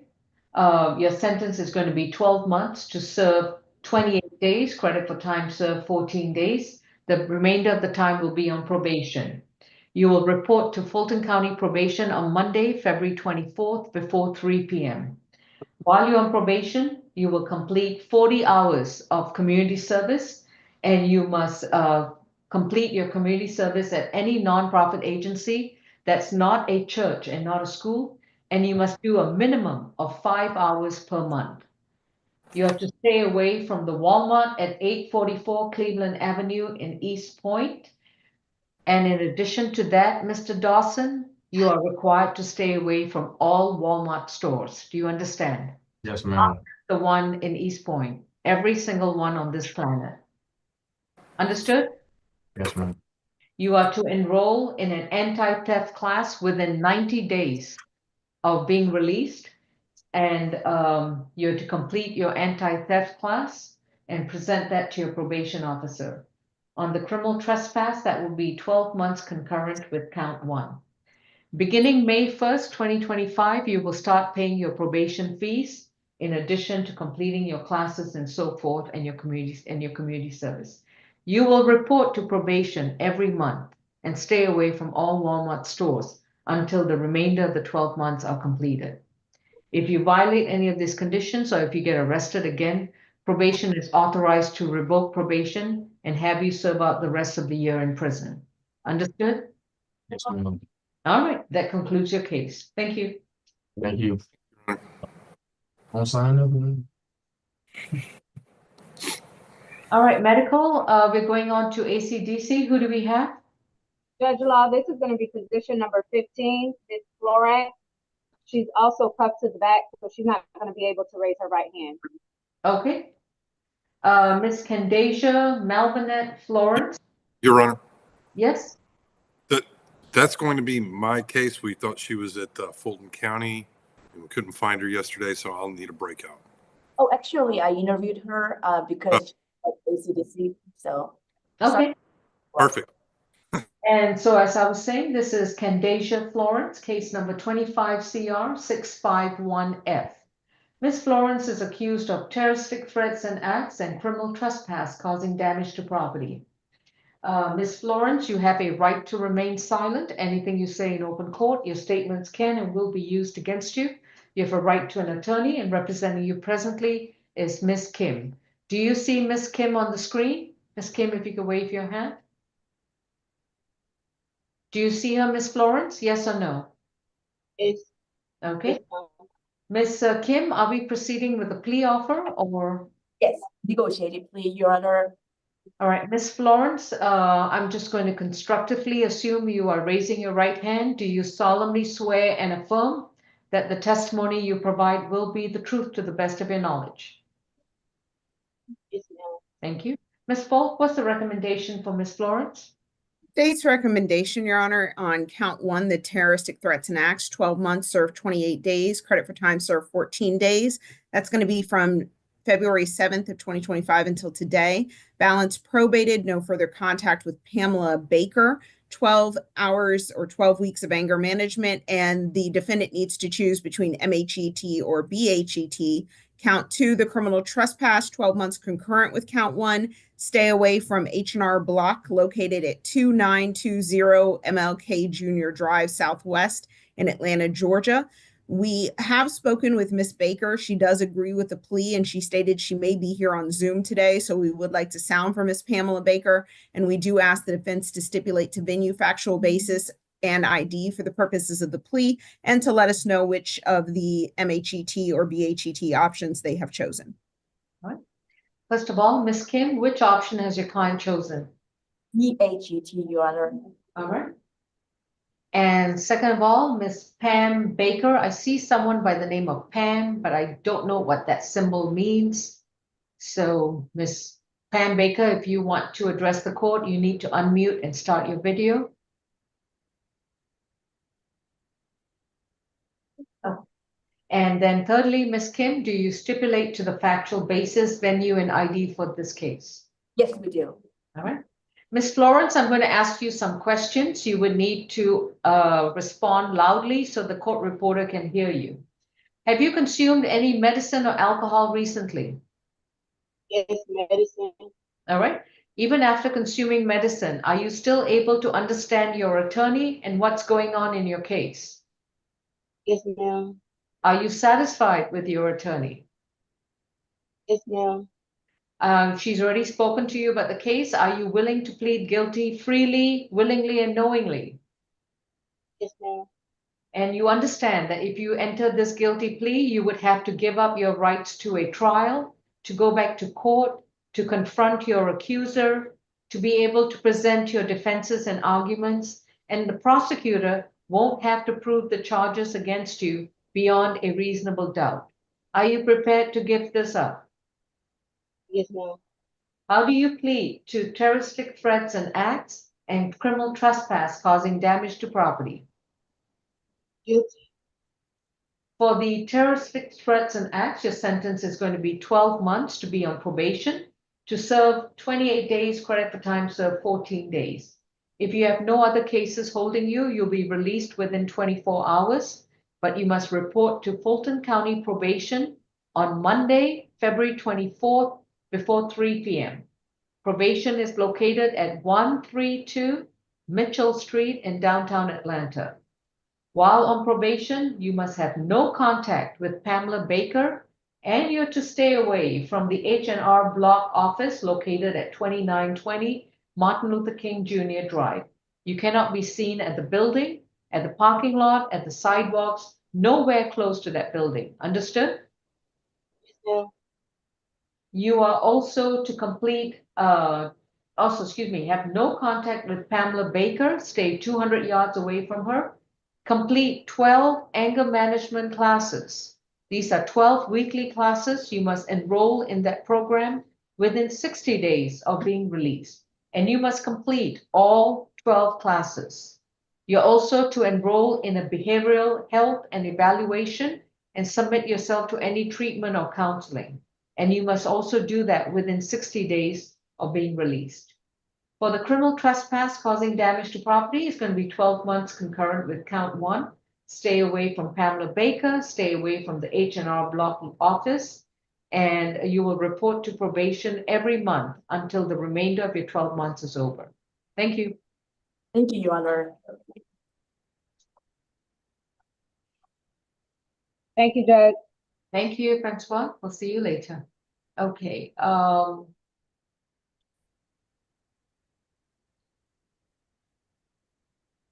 Ms. McLeod, are we ready to address your cases in courtroom 2? Yes, Your Honor, we are. All right. Courtroom 2, who shall we begin with? Position number 13 and 14, Edmund. All right. Ms. McLeod, the court has decided to go with the state's recommendation. What would Yes, Your Honor. My client would like to take the play. Okay. Again, we are returning to position 14, 23 CR 5895E. Mr. Edmonds, after you've spoken to your attorney, I'm going to accept the state's recommendation. Is that your decision? Yes, ma'am. Raise your right hand. Do you solemnly swear and affirm the testimony you provide will be the truth to the best of your knowledge? Yes, Your Honor. I'm sorry? Yes, Your Honor. Thank you. Have you consumed any medicine or alcohol recently? No, ma'am. Have you understood what's going on in your case? Yes, ma'am. And oops, there was that email as well, wasn't there?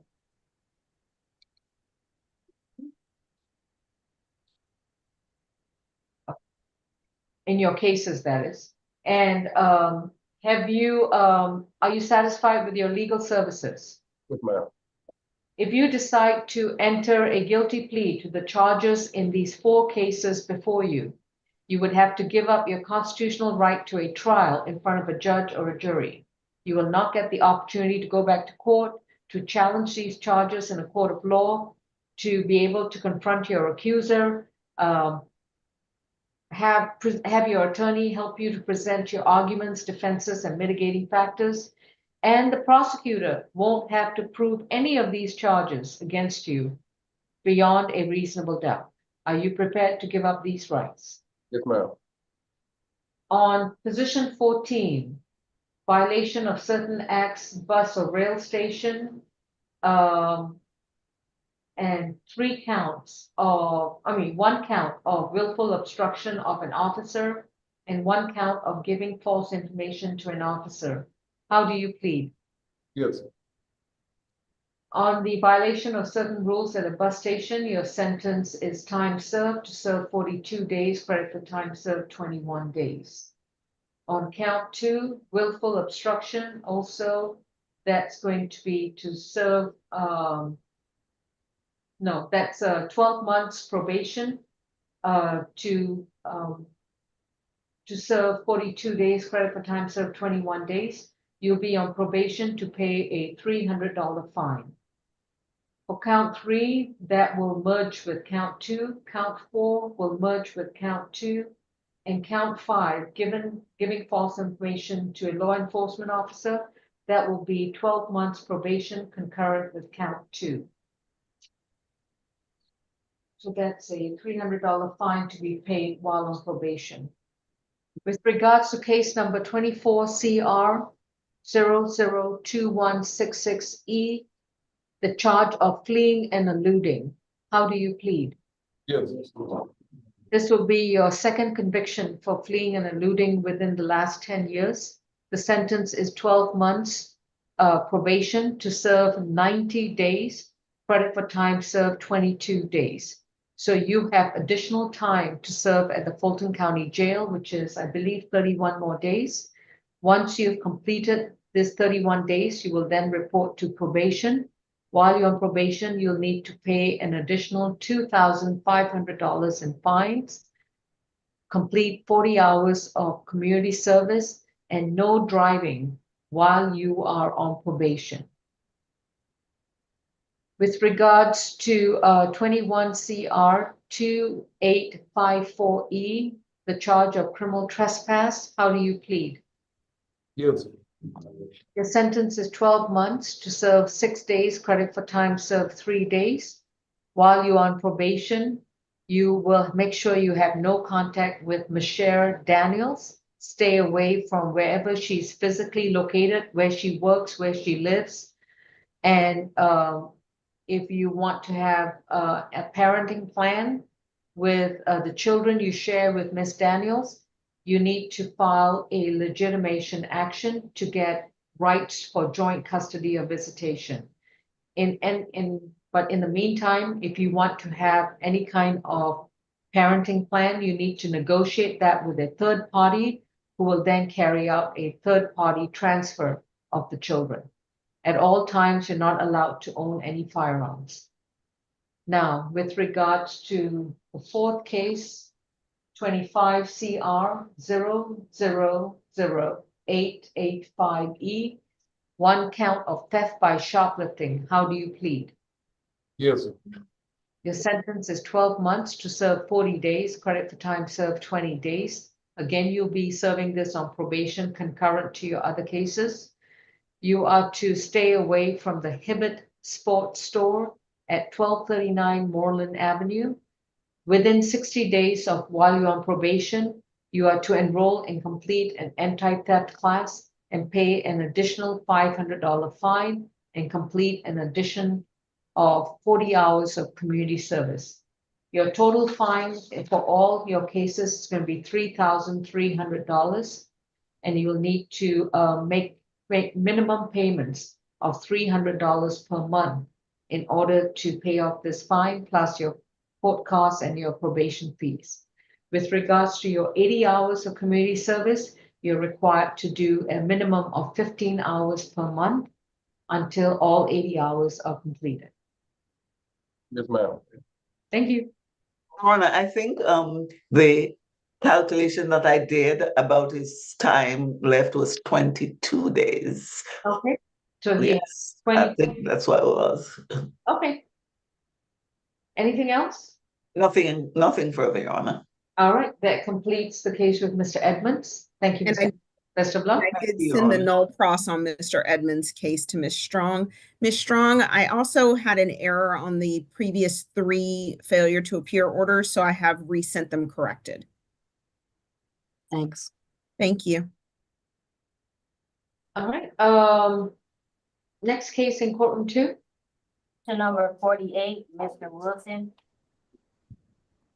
Sarah and Sarah. Sarah and 48. Okay, this is Cayman Darrell Wilson, accused of simple battery from November 4th of 2022, case number 23 CR 1413C. Mr. Wilson, you have a right to remain silent. Anything you say in open court, your statements can and will be used against you. You have a right to an attorney, and representing you is Ms. McLeod. Is this a plea, Ms. McLeod? Yes, Your Honor, it's a negotiated plea. Mr. Wilson, please raise your right hand. Do you solemnly swear and affirm the testimony you provide will be the truth to the best of your knowledge? No. Repeat. Yes, ma'am. Okay. Ms. Polk? Yes, Your Honor. On the simple battery, 12 months served, 212 days, credit for time served, 106 days. Balance probated, no further contact with Dalziel Davis. 8 hours anger management, no firearms. We do ask the defense to stipulate to venue factual basis and identification for the purposes of the plea. We would also like to sound for Mr. David. Excuse me, we'd also like to sound for Dalziel Davis, excuse me. All right, Dalziel or Dalziel Davis, if you are present, you need to unmute and start your video. And Ms. McLeod, do you stipulate to the factual basis, venue, and ID? Yes, Your Honor, but Ms. Falk and I had agreed that this would be a straight time served plea.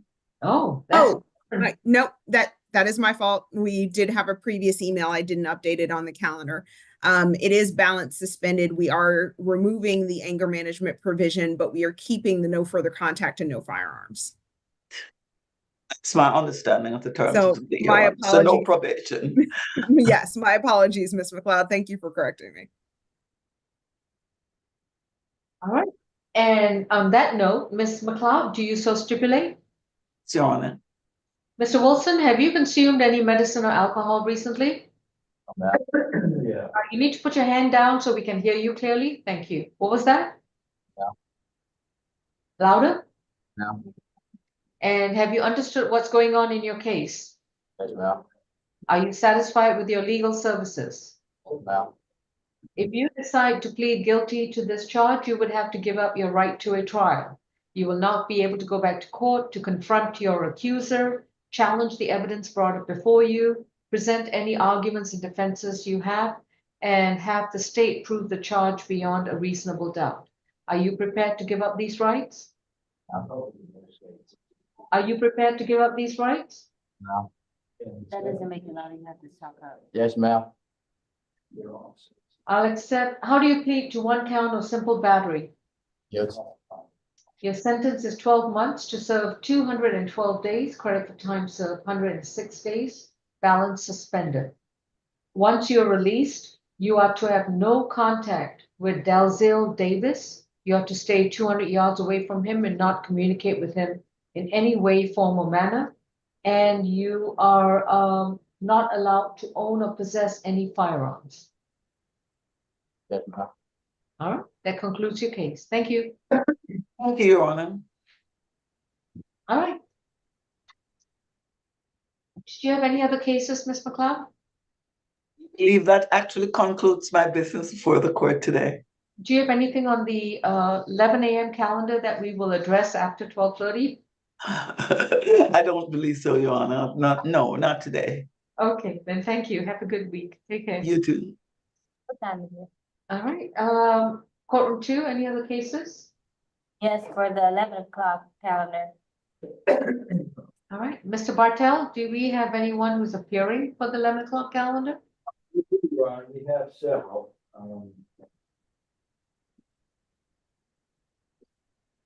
Judge, I'm gonna need to take a 5-minute break. I'm sorry. That would be perfectly fine. Everyone can take a 5-minute recess. It is 12:37. We will resume at 12:45. Okay, Mr. Bartel, I'm sorry, but we've been at it for almost. I understand, Judge. Everybody could use a break. That's fine. In the meantime, Mr. Bartel, are we addressing any of your cases? In court? There are a couple of negotiated pleas that we'll present to the court. Okay, And then can we do that in a breakout? I believe we can, Your Honor. And then for the individuals who are on Zoom, if you do not have your full name on the screen, we are going to remove you from Zoom. If you are not courthouse staff and you do not have your full name on your screen, we will remove you from Zoom. That includes Pam, someone called Paris, P-A-R-Y-S-S. I don't know who's Miss Morel or T. Zealous. If you're courtroom staff, a courthouse staff, then you can stay. I have an iPhone and an iPad. Miss Grace, if nobody identifies themselves with their full names, we can remove them from Zoom. All right? We Thank will, you. all right, we'll be in recess until 12:45. Thank you. Thank you, Judge.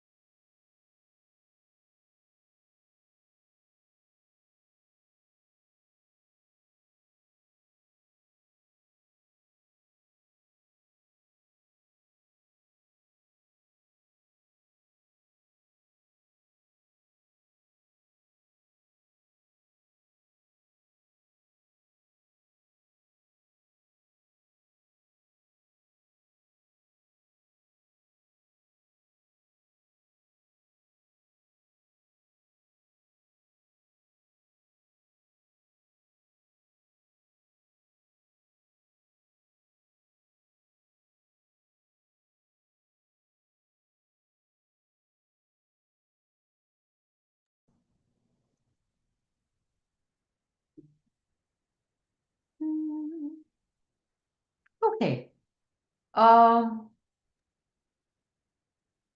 Courtroom 2?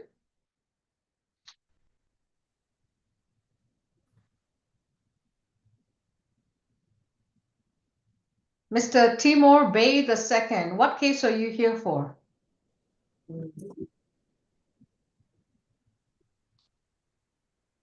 Timur Bay II? Ayala. I'm here for Ayala as a witness. Is that person on our 11 a.m. calendar? It's position number 2 on a regular calendar, and it was waived arraignment. So reset jail jury. All right. Ms. Ayala has submitted a not guilty plea and the case is rescheduled for trial. So there's nothing further with that case. Okay, you said Miss Ayala, she submitted a not guilty plea? Correct. And the case is rescheduled for trial. Okay, so who's this? It's the judge. Oh, You have- okay. Hi, Judge. If I could speak. I was present, physically present during the incidents and events, as well as my mother, in terms of that happened with Michael Morrell. Before you give an explanation, what's your question? Oh, is it okay if my mother can speak with you? What is your question? So my question is in regards to being a witness to the case. You would need to contact the Solicitor General's office and because they would need to speak with you. Okay. Thank you so much for that. All right, then you're free to go. And Mr. Bay, I'm putting in the chat who you can contact with our office. Okay. Thank you so much. You're Not a welcome. problem. All right, please mute your screen. And once you're done, you're free to go. Okay, Mr. Bartel, are the individuals in courtroom 2 only for the 11 a.m. calendar? Your Honor, that's correct. Okay. Miss Grace, we can stop the live stream.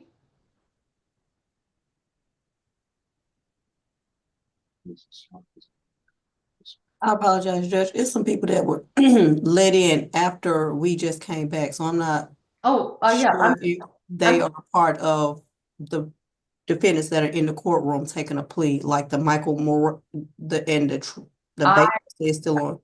I'm going to check on that. So let me see. As soon as Miss Grace pauses on the live stream,